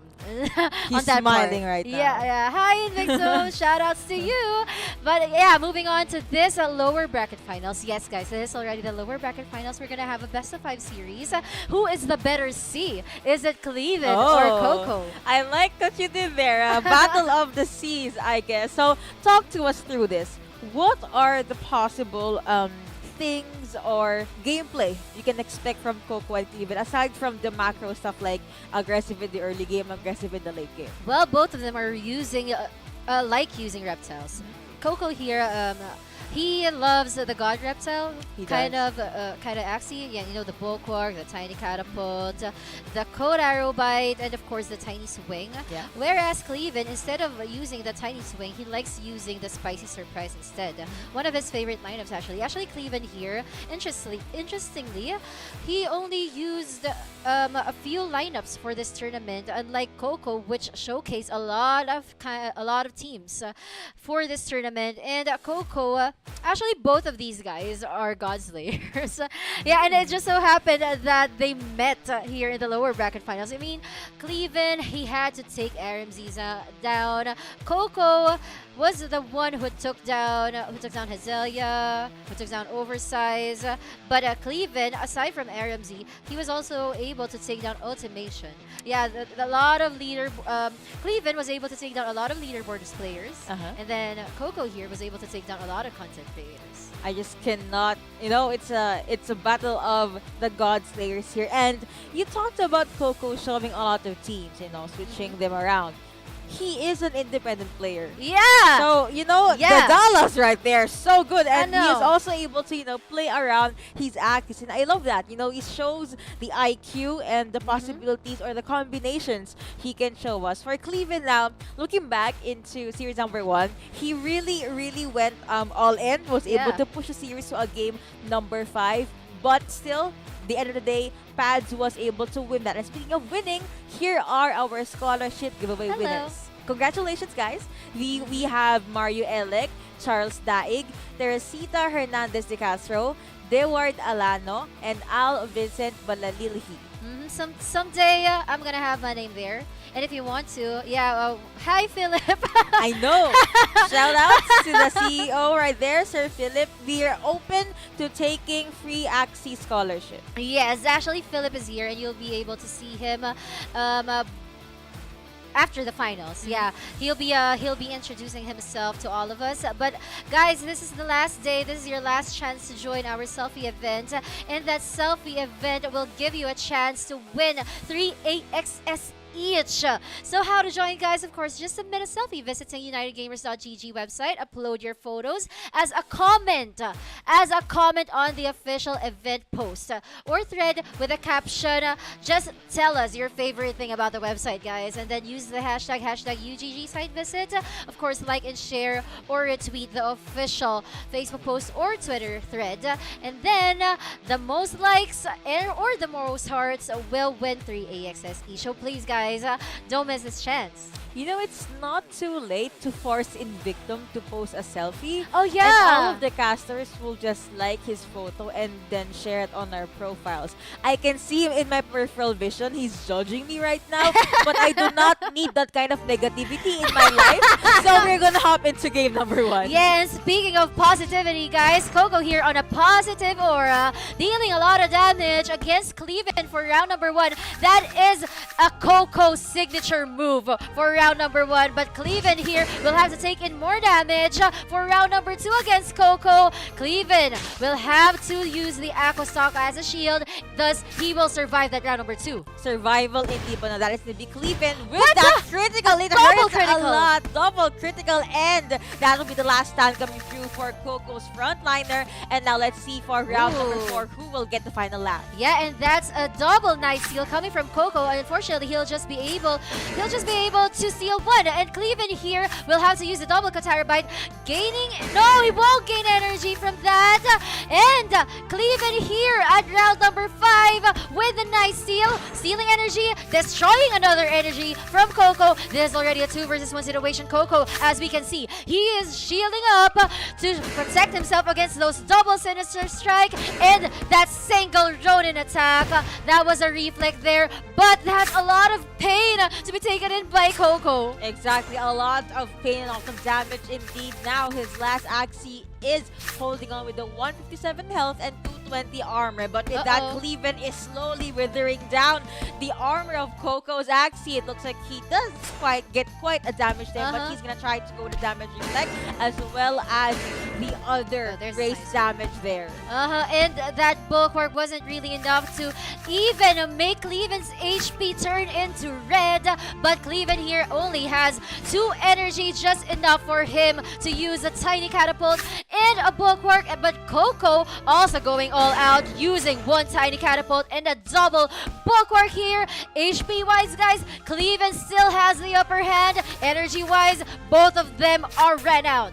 0 and 0 for the both sides. Catapult being thrown out. Coco down to the last 72 of his health. He has the combo. He gained an energy there, but it looks like with the last stand, Cleaven will might hold out, and with that, Coco just allowed the victory to be given to his opponent. What a way to start the series. Yeah, that's true. He didn't expect that. He was saving a lot of energy. Unfortunately, Cleaven was able to read through that, and he was able to reflect the damage of Coco, even taking that last round into a last stand for Coco, but Coco had to surrender there. He just had to. I mean, there's no way out. Yeah, you know, with the damage there, he pretty much predicted that it might be the end of him. So he's just gonna let the victory slip for game number 1 and maybe recuperate and see things through for game number 2. So yeah, whoever wins this will be the 3rd place, if I'm not mistaken. Yes. Because we have the grand finals after this. That's just how quick our grand finals day is. But I'm sure this will be jam-packed with all of the action. I mean, game number 1, that was really That close. was a lot of action. That was a lot of action. Yep, and actually, reintroducing our top 3 guys, we have Pads waiting in the upper bracket. That's already the finals for him. But he is waiting for the winner of this series to go against him. It may be Cleaven. They're gonna get a round 2 because it was them in the upper bracket earlier, right? But you know, one has to like do all the hard work. One has to do all the hard work here in the lower bracket, and that may be Cleaven or Coco. But now that Cleaven has the momentum and that 1-point advantage, we need to see adjustments coming from Coco. I mean, I'm not sure if he can still keep on using that God Reptile, because so far during that game number 1, it was really ineffective. Though it was effective against Oversized during the first series we witnessed today. And now, moving on to our game number 2, of course, Coco will be aggressive about it. Classic Coco moves, but allowing Cleaven to farm some cards in there, he'll be able to steal 1 energy from Coco. That's gonna be exhausting for Coco there. Exhausting indeed. He will have to just hold on to the ground with no energy left. But again, Cleaven, with the opening that he was able to get quite damage coming in from Coco. Critical being popped there as well. Coco being able to draw a handful of cards, but again, Cleaven just answering consistently to his opponent's aggression. That's true, and of course, Cleaven will have to kill that plant with a Sinister Strike, but Coco will also answer back with a kill. But Cleaven's last say here will be to disable that piercing sound. Thankfully, there is no piercing sound here for Coco, But there's a piercing sound for Cleaven in there. He won't be able to steal energy. He won't be able to destroy energy. But Coco will be able to farm energy from that mech with a double Cotyrobyte. And lastly, of course, they will answer each other with the damage using their mouth cards. But Cleaven will have to kill that beast once and for all. Looks like he is coming in for the Hail Mary play here, and it looks like things are looking good for Cleaven. But Coco still not giving this one up. Gained energy twice, gets a kill onto Cleaven's Axie. He does have quite a combo there with 1 energy left in his arsenal. Yep, and this is looking like game number 1 all over again. The 1 versus 1 situation of I Cleaven know. and Coco. Coco had to use only 1 Cotyrobyte in there, a tiny catapult in a book war. He was able to they were just reflecting each other's damages, but HP wise, Coco here has the advantage. He just won't be able to use the Cotyrobyte from here on because Cleaven will keep on using that spicy surprise, disabling that Cotyrobyte, and Coco here will deal a lot of damage against Cleaven. It looks like things are looking well for Coco, but with that, Cleaven just ramps up on the armor, but that's gonna try to pierce through to Coco's life. Looks like he is quite healthy, but then again, Cleaven holding out as long as he can, and Coco gets a combo in, raises damage, reflect damage is there as well. Let's see who will get to bow down first. It looks like it will go over to, I'm not sure, there is gonna be the Blood Moon Curse though. Yeah, this is gonna be the end of Cleaven. Look at his cards. Someone is taking him away. Death is on his door. Coco here ending this round with a tiny swing and a bulk war. He doesn't have to eliminate Cleaven on his hands because we have the Blood Moon Curse. The Blood Moon Curse really getting that blood on Coco's hands. And with that, we see a 1-1. Are we gonna be seeing another 5-game series? Oh my gosh, that will be really exciting. I mean, we don't get to see a lot of finals every day. We just need to make the most out of it. I know, just max out the games, max out the rounds to the point that my partner here will just have to call in Invictum for help. Well, actually, these guys, I mean, they've always been promising since day number 1. True. And I'm sure they've gained the hearts. They've won the hearts of a lot of viewers. I mean, especially Cleaven. I mean, Cleaven, he doesn't even have a Facebook page when this tournament started. But he just made one yesterday. Because of that, the viewers and the community got to know him more, and hopefully this will be his step 1 into the Axie commuter, the Axie world, or content creator mode in Axie. But again, imagine if Cleaven even won the tournament, I mean, that's a huge boost for his page. Speaking of Cleaven, speaking of Coco, here are the face cams of our players. Hi, guys. Coco looking good to go. Kind of looks stressed though. Probably just Well, woke it up or was a something. classic Coco, I know. classic Coco look. I mean, he always has those eyes on fire, like in his streams, and it's like he's always mad, but like in a good way. But like Always in a on good last way. stand. That's Yeah. it. Always on rage mode. Exactly. I mean, I can't blame him. He's a Mobile Legends player. I mean, when you play MOBA games, I mean, it's like you're always mad. Oh, that's true. I can attest. I mean, I play a MOBA game too, and I'm glad Axie got me to Shoutcast. It's something new. Oh yeah, of course, we're gonna hop into game number 3, and let's see. Cleaven won, and Coco won to get that too.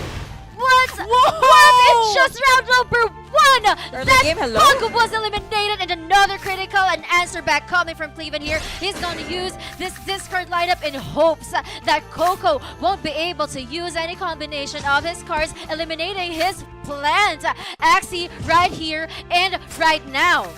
Big sheesh for Coco there, getting the opening and getting the early kill as early as he wanted. Cleaven trying to get the last 2 of his Axies to make things happen. There is going to be a miss. Now Coco lets in with that combo. Cleaven rather, but it looks like Coco is holding on to his dear life. It is actually, and actually when worst comes to worst, we all know that an Aqua is a very weak against a reptile. What was Cleaven thinking during the time when they need to plan out their teams? But Coco here having the upper hand, having the aggression, and more energies than that. Cleaven here will use the risky pocky combo. That's 600 damage. Enough to take down all of the HP of Coco. And there, that's another point for Cleaven.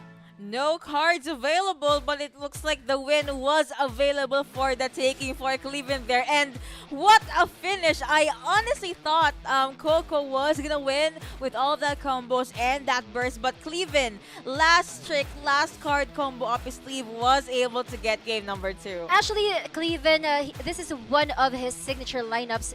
He was able to win round 1 of this tournament with that discard lineup, and I actually almost forgot that I am a discard user. Oh. I saw in his eyes there. I mean, like in his moves. I mean, the risky Pocky combo. You always save up the risky fish and the Pocky, the Sugar Rush for that last blow. You won't allow Coco to set up with that. That's only 176 shield. And with the risky Pocky risky combo, that's more than 600 damage in just 1 round. Yeah, and because of that, it was bye-bye for Coco's last Axie there. And now we have a game number 4. Cleaven jumping into this game That's very, intense. very confident. Yeah, so if you were Coco, what would you do aside from drinking water? Well, I don't know. I mean, that was funny. Got the caught off guard. Well, Coco, well, he kept on using the God Reptile for like all of the games today. So I mean, you have to be very unpredictable in this tournament. I mean, Oversized was able to arrive in the lower bracket semis being unpredictable. Yeah. I mean, Coco has. I mean, yeah, of course, you are the very aggressive kind of player, but you know this is Axie Infinity, and it's part of the strategy to be unpredictable. And he's still gonna use that God Reptile for game number 4. Up until the end of time, he will use this lineup that he is comfortable with. And now Cleaven taking quite the damage there, but his frontliner will be A-okay. Gets damage in onto Coco. Looks like they have 2 energies each. Coco getting those 2 to draw all of these cards. And Cleaven trying to make sure that first Axie will be withered down, and critical hits is gonna come through, and he gets that first round win. Yep, actually that was a no turn for Coco, and now he was trying to steal both the energy of Cleaven, but he will only be able to steal 1, and Cleaven will have to answer back with a Sinister Strike. Coco here with a Revenge Arrow as revenge, but Cleaven will disable that piercing sound, and Coco, oh my gosh, the double Cotarabyte, both of these Axies, both of their Axies are still alive in here. Looks like Cleaven takes another one for the team. 2v1 ability has been disabled in favor of Cleaven, but with that slap coming in from Coco, gets another kill for himself. We're now down to another 1v1. Yep, speaking of 1v1 here, both of their shields are actually very, very safe, but not for long, because Coco here aggressively dealing a lot of damage against Cleaven's Reptile. You know what? Cotarabyte advantage here, it's with Coco because, no! He's just lower, but he is unable to use those Cotarabytes because Cleaven has a spicy surprise. And from here on, Cleaven's HP, as we can see, it's on red, still dealing a lot of damage against Coco right now. Looks like that will be Cleaven trying to hold out until the end, but Coco gets a raise on the damage. Cleaven trying to just reflect all of the damage as well. Coco not being able to use his combo full-on combo from that's be a double indeed, but looks like Cleaven is still doing his best to get a damage in, but Coco being very, very tanky gets the last laugh. Yep, and speaking of last lap here, that's a bulwark for both of them, and there's another double bulwark for Cleaven. He just kept on using this double bulwark in every round. Now Coco is kind of confused in here. He wants to exhaust all of his energy just to make sure that Cleaven will take in more damage, and that's already 92. And this is gonna be the last round. We all know what's gonna happen here, guys. Cleaven won't survive the Blood Moon Curse for this, and Coco will just make that more beautiful with a double tiny catapult. He's not gonna even cast that tiny swing anymore because Coco takes on game number 4. You don't have to use a tiny swing if you can swing the game into your favor. From series number 2, we have another best of 5 for this series number 3. What do you think went wrong for Cleaven there, and what do you think went right for Coco? It was an advantage really for Coco because he was able to use those Cotarabytes. Thus, making him gain more energy because he's lower than the reptile of Cleaven. Though Cleaven here, he kind of gave up on disabling the Go Terabyte. I mean, He did. he shouldn't. I mean, that's one thing that you need to disable, because allowing your opponent to gain more energy will be allowing him to win. Yeah, you're basically enabling your opponent to look for things or look for combos that can just burst you down. So, you know, Coco has not changed his lineup for today. So I'm going to expect the same thing from him, and given that the momentum is in his side, so maybe course. Coco might just win Uh-oh. it, might just be in it to win it. But Cleaven changing things up. Yeah, this is what happened in game number 3. Cleaven here, he wants to do that risky pocket combo again by the end of the game. But before we head on there, Coco will try to mix things up. He'll try to change the story here with those double damage coming from his beast. And Cleaven here will try to eliminate that plant, but to no ado.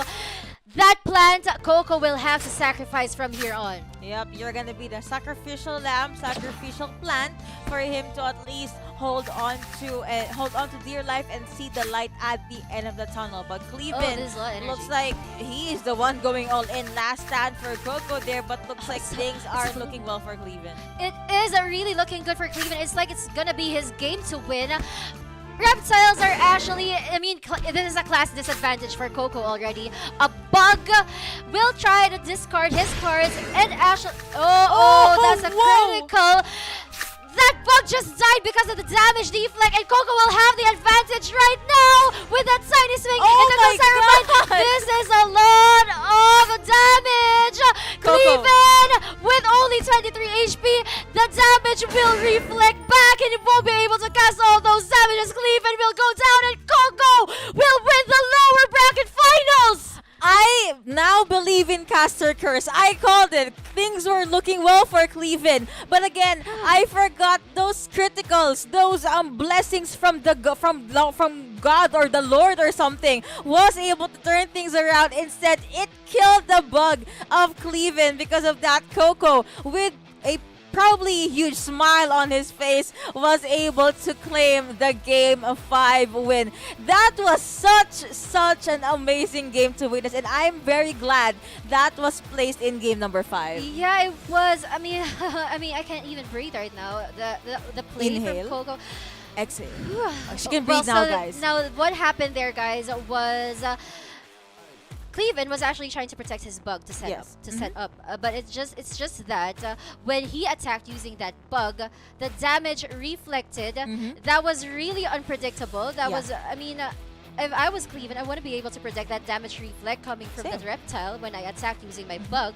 And thus, when my bug died, when Cleaven's bug died, the aqua was open. The aqua was opened, Vulnerable. and the damage coming from Coco went through the aqua, not enough for Cleaven to sustain his HP for the succeeding rounds. And for that risky pocky combo, all the damage will just reflect. And with only 23 HP, how would you survive? That was really an outplay coming from Coco. And of course, we would like to thank Cleaven for joining this tournament.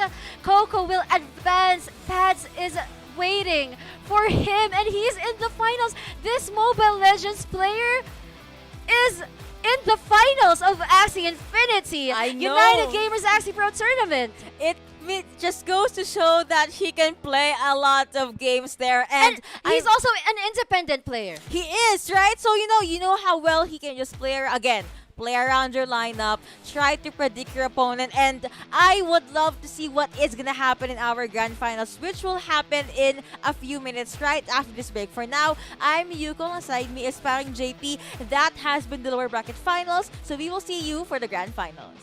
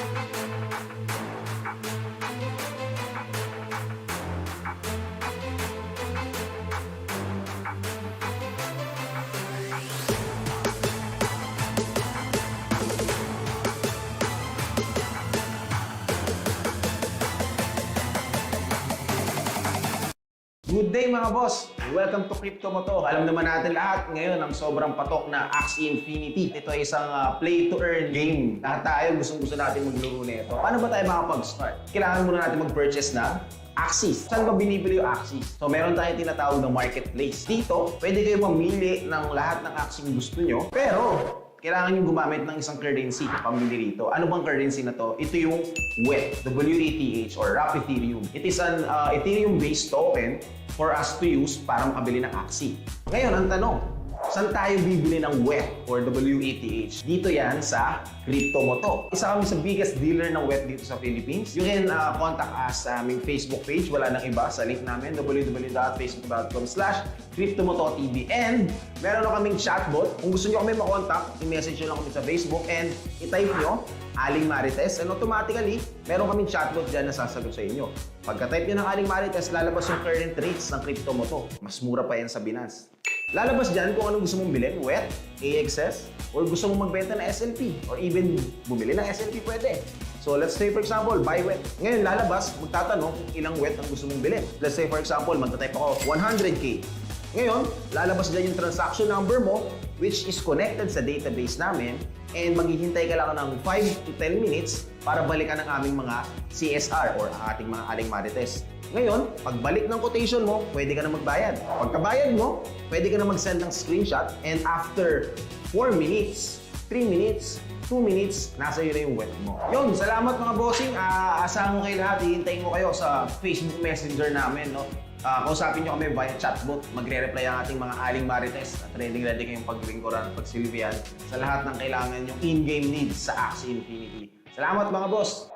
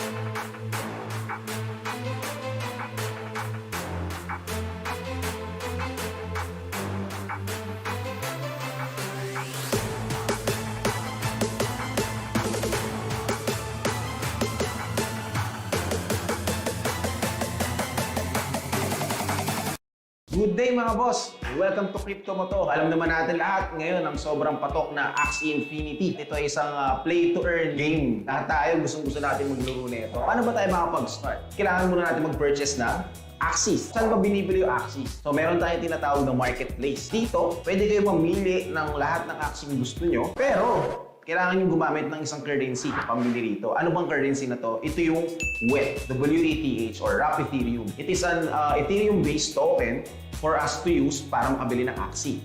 Ngayon, ang tanong, saan tayo bibili ng WETH or WETH? Dito yan sa Crypto Mo To. Isa kami sa biggest dealer ng WETH dito sa Philippines. You can contact us sa aming Facebook page. Wala nang iba sa link namin, www.facebook.com/CryptoMotoTV. And meron na kaming chatbot. Kung gusto nyo kami makontak, i-message nyo lang kami sa Facebook and i-type nyo Aling Marites, and automatically, meron kaming chatbot dyan na sasagot sa inyo. Pagka-type nyo ng Aling Marites, lalabas yung current rates ng Crypto Mo To. Mas mura pa yan sa Binance. Lalabas dyan kung anong gusto mong bilhin, WETH, AXS, or gusto mong magbenta ng SLP, or even bumili ng SLP pwede. So let's say for example, buy WETH. Ngayon lalabas, magtatanong kung ilang WETH ang gusto mong bilhin. Let's say for example, magta-type ako 100K.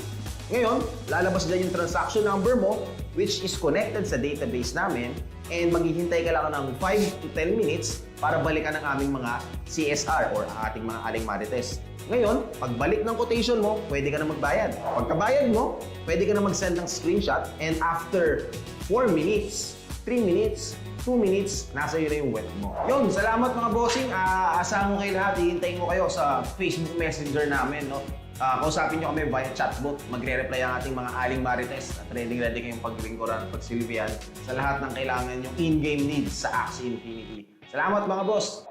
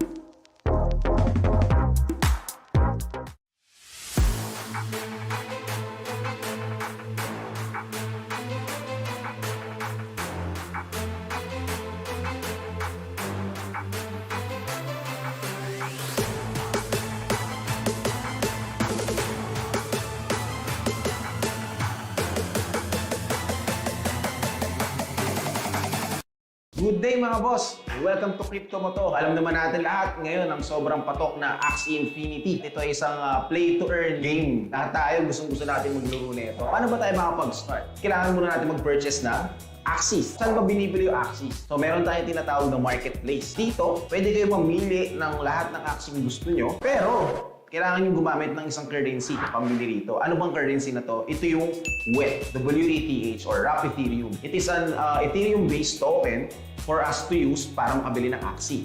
Ngayon, ang tanong, saan tayo bibili ng WETH or WETH? Dito yan sa Crypto Mo To. Isa kami sa biggest dealer ng WETH dito sa Philippines. You can contact us sa aming Facebook page. Wala nang iba sa link namin, www.facebook.com/CryptoMotoTV. And meron na kaming chatbot. Kung gusto nyo kami makontak, i-message nyo lang kami sa Facebook and i-type nyo Aling Marites, and automatically, meron kaming chatbot dyan na sasagot sa inyo. Pagka-type nyo ng Aling Marites, lalabas yung current rates ng Crypto Mo To. Mas mura pa yan sa Binance. Lalabas dyan kung anong gusto mong bilhin, WETH, AXS, or gusto mong magbenta ng SLP, or even bumili ng SLP pwede. So let's say for example, buy WETH. Ngayon lalabas, magtatanong kung ilang WETH ang gusto mong bilhin. Let's say for example, magta-type ako 100K. Ngayon, lalabas dyan yung transaction number mo, which is connected sa database namin, and maghihintay ka lang ng 5 to 10 minutes para balikan ang aming mga CSR or ating mga Aling Marites. Ngayon, pagbalik ng quotation mo, pwede ka na magbayad. Pagkabayad mo, pwede ka na mag-send ng screenshot, and after 4 minutes, 3 minutes, 2 minutes, nasa iyo na yung WETH mo. Yun, salamat mga bossing. Asahan ko kayo lahat. Hihintayin ko kayo sa Facebook Messenger namin. No? Kausapin nyo kami via chatbot. Magre-reply ang ating mga Aling Marites at ready kayong paglingkuran at pagsilbihan sa lahat ng kailangan yung in-game needs sa Axie Infinity. Salamat mga boss!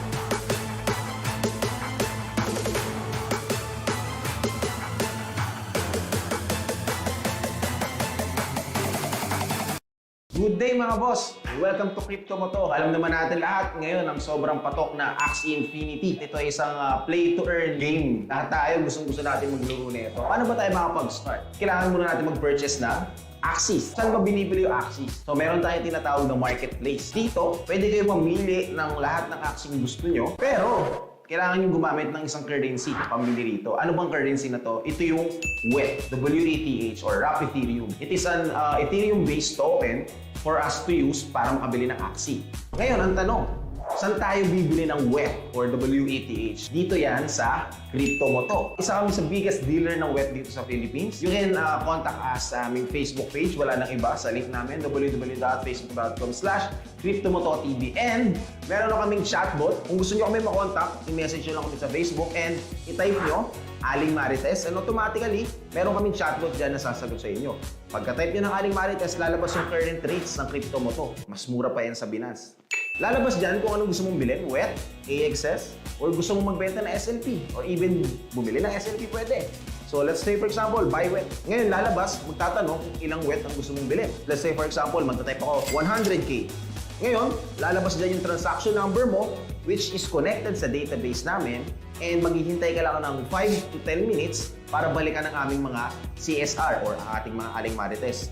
Ngayon, pagbalik ng quotation mo, pwede ka na magbayad. Pagkabayad mo, pwede ka na mag-send ng screenshot, and after 4 minutes, 3 minutes, 2 minutes, nasa iyo na yung WETH mo. Yun, salamat mga bossing. Asahan ko kayo lahat, hihintayin ko kayo sa Facebook Messenger namin. No? Kausapin nyo kami via chatbot. Magre-reply ang ating mga Aling Marites at ready kayong pag-ringkoran at pagsilbihan sa lahat ng kailangan nyong in-game needs sa Axie Infinity. Salamat mga boss!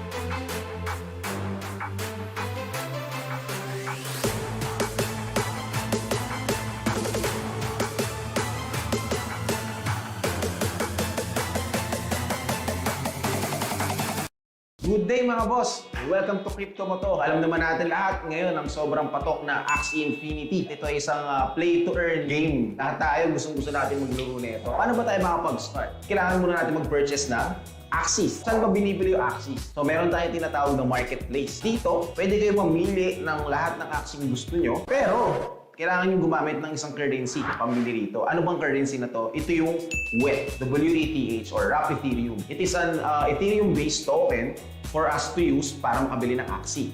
Ngayon, ang tanong, saan tayo bibili ng WETH or WETH? Dito yan sa Crypto Mo To. Isa kami sa biggest dealer ng WETH dito sa Philippines. You can contact us sa aming Facebook page. Wala nang iba sa link namin, www.facebook.com/CryptoMotoTV. And meron na kaming chatbot. Kung gusto nyo kami makontak, i-message nyo lang kami sa Facebook and i-type nyo Aling Marites, and automatically, meron kaming chatbot dyan na sasagot sa inyo. Pagka-type nyo ng Aling Marites, lalabas yung current rates ng Crypto Mo To. Mas mura pa yan sa Binance. Lalabas dyan kung ano gusto mong bilhin, WETH, AXS, or gusto mong magbenta ng SLP, or even bumili ng SLP pwede. So let's say for example, buy WETH. Ngayon lalabas, magtatanong kung ilang WETH ang gusto mong bilhin. Let's say for example, magta-type ako 100K. Ngayon, lalabas dyan yung transaction number mo, which is connected sa database namin, and maghihintay ka lang ng 5 to 10 minutes para balikan ang aming mga CSR or ating mga Aling Marites. Ngayon, pagbalik ng quotation mo, pwede ka na magbayad. Pagkabayad mo, pwede ka na mag-send ng screenshot, and after 4 minutes, 3 minutes, 2 minutes, nasa iyo na yung WETH mo. Yun, salamat mga bossing. Asahan ko kayo lahat. Hihintayin ko kayo sa Facebook Messenger namin. No? Kausapin nyo kami via chatbot. Magre-reply ang ating mga Aling Marites at ready kayong paglingkuran at pagsilbihan sa lahat ng kailangan yung in-game needs sa Axie Infinity. Salamat mga boss!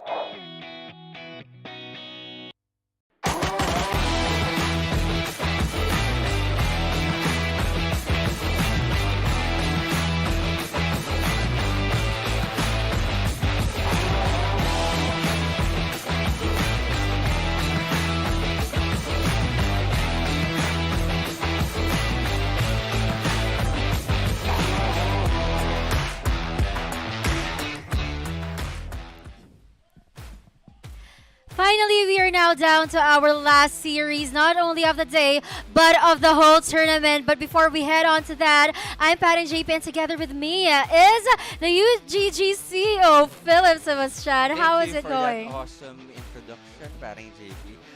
The whole tournament is really breathtaking. Each of the gameplay, the stories that was made inside the whole entire tournament, how Coco went from the qualifiers defeating 3 champions back to back. What a journey. And even one of our own pro players in UGG, Oversized, so he was able to really knock it off of the whole entire ballpark. So I just want to talk about a bit more about United Gamers. United Gamers is a dedicated community to developing the future of the gaming community to be more organic. Because as of now, there are a lot of players of Axie Infinity. But one of the main blockers and main problems inside the community is most of the players just want to play because they're earning money from it. If they're not earning any money anymore, they would leave their managers and stop playing the whole entire game. Yeah. So we want to inspire more players to play the game. We want to inspire more people to be engaged in Axie Infinity and all the other NFT games that would be upcoming. We are currently educating the market that this is not just a game that you can earn from. This is also a game that you can really enjoy. You can really have fun with, you can really compete with, you can share it with your friends, you can battle with your friends. That is the community we're trying to develop. Really, that's what a gamer is supposed to be. That's what a player is supposed to be. So that's what we're trying to create. So we're educating people on how to play Axie Infinity even better on our website, the UnitedGamers.gg website. You'll see tons of different articles on how to be better.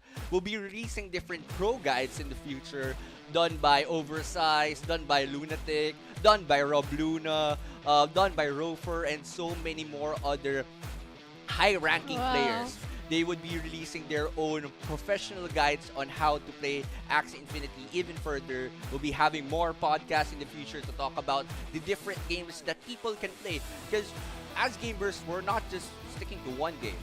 There are some times that we get too bored about the different games and we want to a breath of fresh air to transfer to new games. And over on our Discord, you can join in our Discord, Discord/United Gamers. We also have a community there that would teach you. You can find Lunatic Oversized there that would coach you. And there's a lot of different other people that would really help you grow into a better player. And once that you're a better player, you can register over on the website and join these tournaments that we have now. As you can see, Pads, as you can see, Cleaven, people that made a name from themselves and has only been discovered by the whole entire Axie community just now. Yeah. So that's an whole entire great experience that we have. And I really love how the community is being inspired to keep on playing and keep on going. And that's what we're here to do. That's what we're here all together to really transition the whole entire traditional gaming community to the future of blockchain gaming. So that's United Gamers in a nutshell. So I won't be taking it too long. I want the people to have fun and really watch the finals already. Who's Pads excited? versus Coco. Coco, kick some ass, bro. You can do this. I believe in you. So he's a really good friend of mine. So I think I'll be transitioning it over to our caster Yuko, but we can show the winners of our selfie. All right. Selfie Some campaign. event and scholarship giveaway. Yep, and the scholarship giveaway on this side. So these are the different winners. Yeah, we have Mario Elec, Charles Daig, Teresita De Castro, Duarte Alano, and of course, Al Vincent Balalihi. But guys, that was Philip Sebastian, the CEO of United Gamers Guild for us. I'm sure a lot of you, and not only me, are looking forward to the future that United Gamers Guild is building for all of us. Thank you so much, Philip Sebastian, for gracing us with your presence today. And now, going back, I am again Paring JP, and as we move on to the final match of this tournament, I'm gonna be with Invictum. What's up? I am back, and now we're gonna be witnessing Pads going against Coco. This is gonna be a best of 7 match, so we are in for a one long battle, but at the same time, only one winner can be determined here. The other will be going home with, I think, 60 AXS. Yep, and I hope you guys have already done your jumping jacks and such, because Speaking of jumping jacks, here comes a jump from Pads, followed by Crimson Water and the Scale Dart, of course. Coco still alive there. There's gonna be a Sinister Strike, followed by a Rise. Stolen, no energies though, but Pads here with that late game plan goes in with that energy gain. Of course, here comes Pads again with that Tail Slap, followed by 2 Timbers. 247 HP left on that plant. things are going so quick. Pads here will have to answer that attack with a risky Sinister Strike. That attack plus is really lit, and Coco here will have to answer with a double Terabyte. Yeah, but at the same time now with that wooden not stuff, enough. still not enough. But Pads taking all of the remaining energy here from Coco. 5 HP left on that plant. Now, Pads is on the driver's seat here, taking out the plant, but at the same time, ensuring that that Aqua will survive. Now, jumps through the back with the Crimson, and at the same time, Coco takes out the mid lane Aqua. Now, Pads has ensured his advantage here because this is the same lineup that he used against Cleaven. Yes, this is really it. And speaking of the same, this is a God Skip coming from Coco. He doesn't mind getting some energy, but this is the story that happened during the second series of today. Pads will just keep on stealing energy from Coco, and Coco will have to feel frustrated all the way from here on because Pads will just steal energy, heal back, shield up, and Coco is just staring at him. Exactly, and right now, Coco, again, this is the disadvantage when it comes to a default God Reptile. That tiny swing won't disable the vegetal bite here of Pads, unlike the hot butt. But here comes Coco going in with the 4-card first down. That's gonna be double Kotaro, 97 damage each, followed by the tiny swings. Of course, Paz here will take the remaining energy left from Coco, and at the same time heals back up, gets 1 card. Actually didn't get any card because of that shield destroy, but at the same time Coco here on the verge of extinction, going 146 Pads going in with Vegetal Bite, followed by 2 heals, goes back up to 4, 5, 6 health. And Coco here with only 2 HP left, he's going nowhere. And at round number 13, we saw all those cards go away, which means the end for Coco. Paz will be taking our game number 1, dominating in a very dominating fashion in here, Pads. With that, round number 13. That was really a strong start coming from Pads in there, guys. Using the Plantito's healing strategy. Whoa. We call it Plantito here in the Philippines, guys. So, that plant, I mean, we talked about this, right, in Victim, that Coco has to prepare for the plant of Pads. Yeah, we actually. talked about it. But Pads, on He the does. other hand, he also prepared for it by activating that Aqua with a kite and jump, making sure that beast won't be an obstacle about his plans. You know, the thing about that is, yes, he did activate that Aqua, and at the same time with that kite and jump, he ensured that the beast will be pre-damaged, and with that defense, he had just enough shields to put his Aqua on red health, and that allowed him to use the Crimson Waters effect to go through the back, destroy the beast, because I know what Coco was hoping there. Yeah. He was hoping to go for a 1v1 situation between the beast and the plant. late game plan. Yeah. But Pads, again, knowing full well that that is what Coco will be going for, he went in with that Aqua with the two backdoor capacity. He knows, Pads really knows how to play his team well with that kind of outplay against Coco. Coco here will have to strive against that 1-point advantage coming from Pads. So we are really expecting to see some adjustments. But let's talk about their journey for a little bit while the game 2 has not started yet. Coco here and Pads have already went against each other in the upper bracket some time ago. Before, actually, Pads was the one who took Coco here in the lower bracket before. I mean, that was a few days ago. Yep. Actually, this is a redemption arc for Coco if he does win this tournament. But at the same time, Pads here has the chance to actually put that nail, hammer that nail on the coffin and take Coco out for good and get his tournament win here. That's just gonna be the second time around for Pads if ever he wins this series. But things are really getting intense right now. This is the finals, guys. A best of 7 series is gonna be a long series for all of us.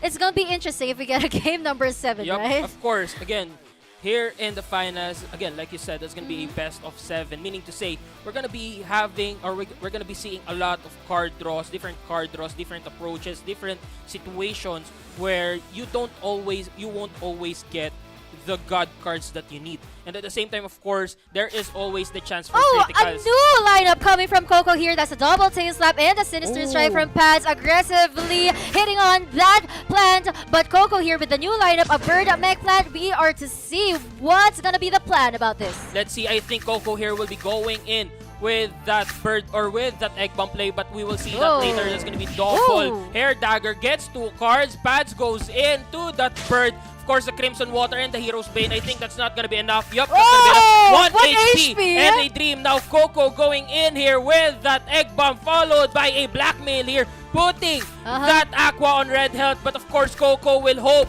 to take that out. Not enough still. Goes in with the cat tail. Still not enough. That Aqua is still alive. What a survivor there. Of course, Pads getting 1 energy as well. And now I feel like Coco is gonna go for that aroma play just to make sure that all the attacks are gonna go to that plant so that mech will be untouched. Exactly. And now with that fortress of a plant still alive, Pads will have no choice but to keep on dealing minimal damage with that Vegetal Bite. And now Coco will just keep on throwing cards here, or will keep on throwing hair daggers here, getting the cards. Of course, another critical there. Here is what I'm talking about now. Pads trying to steal energy, but to no avail. Again, Pads using that Luna Absorb as well, gaining 1 energy. And at the same time, Coco goes in with a 4-card burst And down. speaking of going all in, that's a double acrobatic and 2 heroic rewards. Oh. That's a lot of pain for Pads right now, but he'll be able to gain energy back from that Luna Absorb and HP back from that Rosebud, but that Cattail will have to make him take in pain a little. And For round number 8, what do we have here? This is gonna be it. That's gonna be 158. 158. Oh! Last stand on Pads. Of course, the double vegetal bite won't do anything on Coco. What a move there by Coco. Now with that egg bomb play, he has found a match for that late game plan. That was a really a good team that Coco showed all of us. A Birdneck plan, kind of a classic lineup against a Plantito strategy. Yep. Again, what actually happened there was that Coco or Pads was hoping to take out the bird early on. But at the same time, 1 HP and the dream on that bird, surviving and ensuring that he won't be able to take him out before he uses the egg bomb play. Now with that Aqua destroyed, he didn't have any energy or he didn't have any damage dealers left to take out the plant and hopefully go for a 1v1 situation. But Yeah. even if they do get into a 1v1 situation, Coco there actually had a bit of an advantage because that was a mech and he had the hero cards, which course. are 0 cost. So basically, he'll just keep on using 2 rare daggers, getting 2 card draws, and then followed by, of course, the heroes, putting a lot of damage on Coco, possibly enough to out damage Coco's Pads heal ups. That's actually those are actually classic moves coming from Coco. Never hold back your cards, never hold back your energy. And actually, there was this one round when the egg bomb showed up that for when that bird had like the remaining 1 HP. That was the round when he used a cattail slap, and then the rotation of the cards were so quick so that the egg bomb would show up right away, and thus using that egg bomb to finally set up more momentum and the outplay against Pads for that game number 2. But now we are gonna be seeing game number 3. So quick. Coco here opening up with energy gains from 2 disguise and 1 card draw as well from the pumpkin. And speaking of that pumpkin, it's not going to be used at this time, but Coco will have to take in that Crimson Water and the Oranda. Also, that piercing sound was able to destroy Coco's 2 energy in there, but he'll be able to steal 1 in revenge. Exactly. Now going into round 3, looks like Coco here will be putting a lot of stacks of poison on that plant. 12 damage per tick, followed by that Cerastes and the juggling balls, ensuring that he'll be maximizing the poison stacks there. 12 times 3 damage basically on that turn alone. But Pads here going in for the back. There's gonna be a Chitin, Crimson, and the Hero's Bane. Of course, Coco will be going for a backdoor as well. Puts 1 stack of poison. This is where Coco will be putting or will be dividing the stacks of poison on all of Pads' axes. But that poison stack will remove the plant from the equation. Again. Now Coco will be stealing the last remaining energy from Pads here. Now and that, Coco has 5 energy here, guys. That's a lot of energy to deal enough damage against that Aqua of Pads. Will he be able to take him down in this round? That's a sneaky raid and another Venom Spray just to make sure that Pads' plant is well poisoned. Actually, this is a hard counter against that late game plant because again, Coco here doesn't need energy to actually put stacks of poison on Pads and let the poison do the job and the killing for him. Now Coco going to the back, putting more stacks of poison and letting the poison kill that mid lane Aqua, stunning Pads there. Now Pads in a bit of a pickle here. Coco doesn't have any energy left, goes in with the chump. Of course, here is another stack of poison. Cerastes and the juggling balls are gonna come down, raining like meteor showers on Pads, taking out the plant. Now, Coco here is deforesting. The deforestation of Coco here is really effective against Pads' late game plan. He's really angry right now. Coco's really angry in there. True. Ending the game in round number 8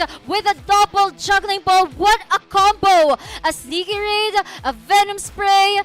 double juggling balls, Ooh. which served like as a catalyst to finally end up Pads in there. He didn't even have time to heal back. True. Again, Pads here hoping that his late game plant will still be in effect and will still be effective against Coco. He went in with the same lineup, but Coco there knowing full well that a double poison jumping poison team will be the direct counter of that. He was well prepared, used that team, and then basically put Pads in a disadvantage all throughout the match. That's true. Now Coco just needs 2 games to finally take on that championship trophy. Yes, guys, we do have a trophy. And in addition to that trophy, he's gonna take on AXS with him and the Board Punks of Society NFT, which is right here. Yeah. I mean, here. That guy. That blue guy That right blue there. guy. Again, there is a lot of rewards at stake here for Pads and Coco as well. Of course, if Coco does win, he's not only gonna get 70 AXS, he's not only gonna get a championship, Trophy, a trophy, of course, and the BPOS 185 is also gonna be getting that revenge against Pads. That's true. That revenge. He's the one, Pads, yeah. We would like to emphasize it again. Pads was the one who took Coco down in the lower bracket, but Coco is here to climb back up. And now we are transitioning to game number 4. This is a double death kiss coming from Coco. Classic move again, aggressive with a critical. 1 HP and a dream for Pads here is gonna be defending that. No, he won't. Pads goes through the back, goes for that double Hero's Bane and the Scale Dart to take out the bird for good. He has learned his lesson from his last mistake, but Coco here using that hero to take out that plant, and of course there will be no energy destroyed using those gold dust. Coco gets 1 card, of course that hero as well goes in with that beach, 132 damage. That Aqua is still alive and he actually is in power, goes in with 2 Crimson Waters, 119. Of course I think there's gonna be enough. 173. It is enough to take out the plant. Now Pads is in control once more. Now there's gonna be a mech versus mech, but speaking of first move advantage here, Coco wants to be first again because he is using the acrobatic here together with that hair dagger, but Pads was that domination using a double acrobatic here, and thus he'll have the first move advantage this time. Here comes the base, 150, and the hero to take out the mid lane what? The mid lane Axie of Coco there. What a game again. This is where Pads is really advantageous in. Yeah. He has a lot of lineups, he has a lot of teams that is prepared against Coco, and that's exactly what he is showing here. Now we are again on an equalizer, 2-2 against Coco, and Pads here has the momentum yet again. This is another turn of events that we didn't expect. Yes, actually, speaking of surprises, Pads there, he really knew what cards to save. And I love that he didn't defend the plant anymore, just going for the kill against the bird. Yeah, that was 1 point for him there. I mean, that was a very cool move. And then the second cool move was he was able to save the double acrobatic move, leaving Coco hanging, leaving Coco at a disadvantage. And then he just really went for the kill. Yep. Pads Again. there, oh my gosh. This is the best of 7 series, guys. Who wants to see a game number 7? Do you? I do want to see game number 7 because again, these 2 players have proven their worth. They went through 64 players, they went through 16 invited players, and then went all the way here to the grand finals where they are now proving their worth as the champions. Let's see if they do have what it takes, and let's see who is the better player here. But now let's go back to the battle, or the past battle here. Actually, before the match, before the round where Coco or Pads used the two acros, I actually saw that he was already preparing up, for yeah. that acrobatic move there. But now we are going to round number 5. Yeah, Coco's gonna use his jumping poison lineup again, but he had to sacrifice 1 energy there coming from the piercing sound of Pads. But moving on to round number 2, he's gonna deal a lot of poison against Pads here with that gas unleash, the disguise, and of course the October treat. A lot of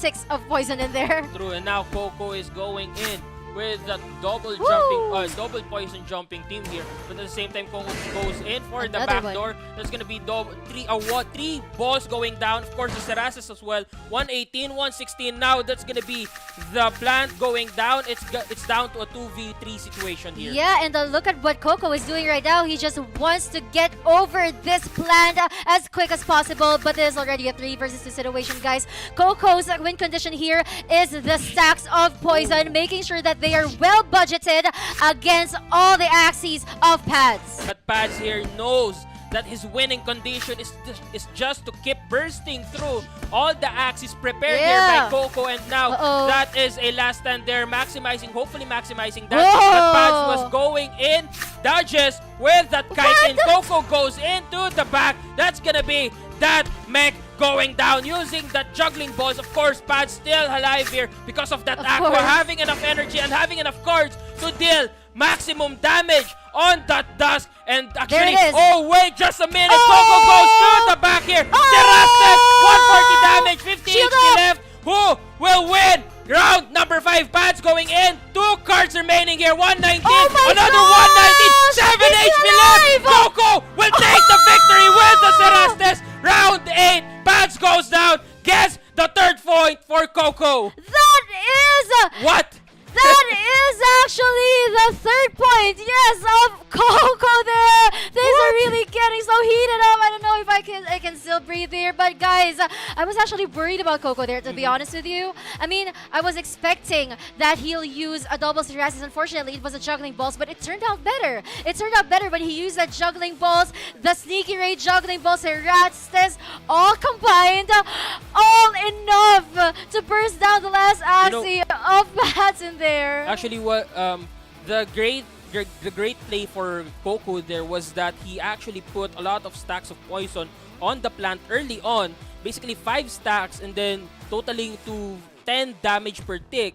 And that would ensure that if Paz or Coco just keeps on jumping to the back, that plant will eventually die because of the poison. Yeah, actually, Paz there, he was literally eaten alive by the poison stacks given by Coco there. Now, this is gonna be the final stretch for Paz. If he still doesn't win this round, Coco will have to take the name of the champion of the United Gamers Axie Pro Tournament.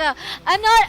Guys, we need to keep calm a little, but I don't know if I still could. There is no calmness left for this tournament. We are all about the hype now because, again, Coco is 1 win away from becoming an Axie Pro or Axie Infinity champion. And actually, he came from Mobile Legends. This is not his main game, yet he is dominating in this tournament. And what an honor that would be. Here it comes, Round 1, Coco going in strong yet again. Again, this is classic Coco. Pads going in with the double Coda and the bag splat, putting that plant on 239 health. Look at those rotation of cards. He was able to activate that Kate Slap in round number 1.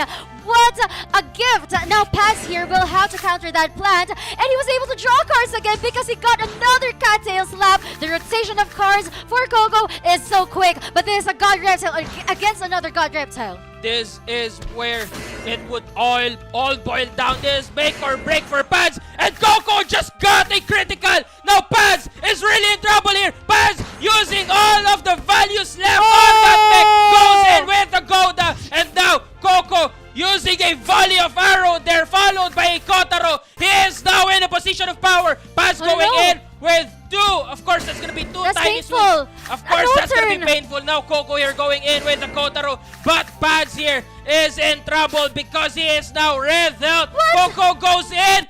Double Kotaro followed by a Bulwark. 19 HP left. Coco just did. No! Pads surrendered! His victory is Pads surrendered at the very last minute. Again, he knew what was coming. And now, Coco is the new champion! The first ever of Axie Pro Tournament! That was really quite a play coming from Coco. That respect concede coming from Pads just made it even more beautiful for Coco. What a play! Look at Coco there, showing his badges from ML, showing his badges from Mobile Legends, actually MPL, and now he got yet another championship here, got yet another victory under his belt, proving himself, proving that he is not just for Mobile Legends, he is also for Axie Infinity. Congratulations, Coco, so much. I will not be able to stop talking about this the whole day, the entire day, until before I go to bed. I don't even know if I'm gonna be able to go to bed. But but let's talk about the journey of Coco here. He went through the qualifiers, guys. He was not a direct invite. He went through the offline qualifiers. He went through the registrations. The 11,000 registrations that had to go through the offline qualifiers, the top 16 of that qualifiers was able to get through this live matches, and from the live matches, first one he did was a 2-0 clean sweep against Yokam's Madness. I remember that. Yep. And then another one when he went up against he went up against Jobbles. He went up against Hazelia. He went up against Oversized. He won all of those matches. First time he lost. The only match he lost was when he went up against Pads in the upper bracket. Yup. And now he has gotten his revenge, and he went from becoming the champion slayer to becoming a champion himself. Congratulations, Coco, for getting the throne of the very first season of Axie Pro Tournament, brought to you by United Gamers Guild. And guys, of course, this won't be possible if not for the United Gamers Guild, Cryptomoto TV, U-Level, and of course, Board Puzzle Society. Coco's gonna get this NFT! Yeah. Coco's gonna get that NFT, guys. And of course, congratulations for winning your 70 AXS. That's a lot of AXS there. That is a Hi, lot of Coco. AXS I'm indeed. Parin JP, and this is Invictum. We also have Yuko here. Yep. And again, thank you for having us here. And please do check out United Gamers Guild's website, which is unitedgamers.gg. You'll always find a lot of information there. And I'm sure you'll find info about Coco's journey there, all the way here to the grand finals. But that's it for us. I'm Invictum. Together here with me is Parin JP, guys, and it's been a blast being with you all for the past 8 days. Thank you so much for all of your support. We'll be back for another season very, very soon. Please stay tuned in the United Gamers website. That's unitedgamers.gg, and we'll let you know about what's coming next. But for now, see you again soon.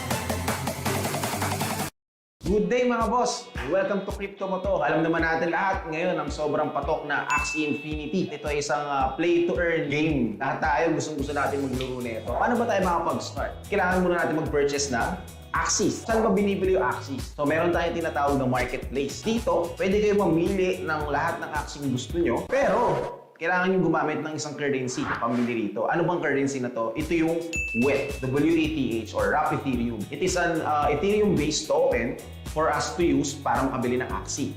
Ngayon, ang tanong, saan tayo bibili ng WETH or WETH? Dito yan sa Crypto Mo to. Isa kami sa biggest dealer ng WETH dito sa Philippines. You can contact us sa aming Facebook page. Wala nang iba sa link namin, www.facebook.com/CryptoMotoTV. And meron na kaming chatbot. Kung gusto nyo kami makontak, i-message nyo lang kami sa Facebook and i-type nyo Aling Marites, and automatically, meron kaming chatbot dyan na sasagot sa inyo. Pagka-type nyo ng Aling Marites, lalabas yung current rates ng Crypto Mo to. Mas mura pa yan sa Binance. Lalabas dyan kung ano gusto mong bilhin, WETH, AXS, or gusto mong magbenta ng SLP, or even bumili ng SLP pwede. So let's say for example, buy WETH. Ngayon lalabas, magtatanong kung ilang WETH ang gusto mong bilhin. Let's say for example, magta-type ako 100K. Ngayon, lalabas dyan yung transaction number mo, which is connected sa database namin, and maghihintay ka lang ng 5 to 10 minutes para balikan ang aming mga CSR or ang ating mga Aling Marites. Ngayon, pagbalik ng quotation mo, pwede ka na magbayad. Pagkabayad mo, pwede ka na mag-send ng screenshot, and after 4 minutes, 3 minutes, 2 minutes, nasa iyo na yung WETH mo. Yun, salamat mga bossing. Asahan ko kayo lahat. Hihintayin ko kayo sa Facebook Messenger namin. No? Kausapin nyo kami via chatbot. Magre-reply ang ating mga Aling Marites at ready kayong paglingkuran at pagsilbihan sa lahat ng kailangan yung in-game needs sa Axie Infinity. Salamat mga boss!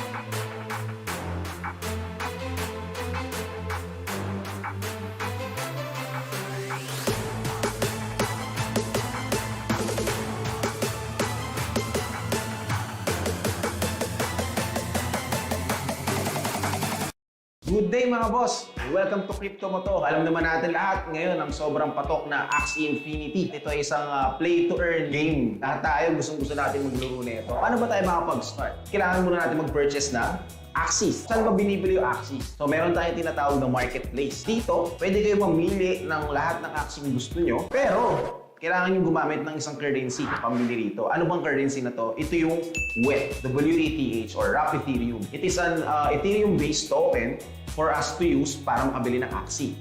Ngayon, ang tanong, saan tayo bibili ng WETH or W-E-T-H? Dito yan sa Crypto Mo To. Isa kami sa biggest dealer ng WETH dito sa Philippines. You can contact us sa aming Facebook page. Wala nang iba sa link namin, www.facebook.com/CryptoMotoTV. And meron na kaming chatbot. Kung gusto nyo kami makontak, i-message nyo lang kami sa Facebook and i-type nyo Aling Marites, and automatically, meron kaming chatbot dyan na sasagot sa inyo. Pagka-type nyo ng Aling Marites, lalabas yung current rates ng Crypto Mo To. Mas mura pa yan sa Binance.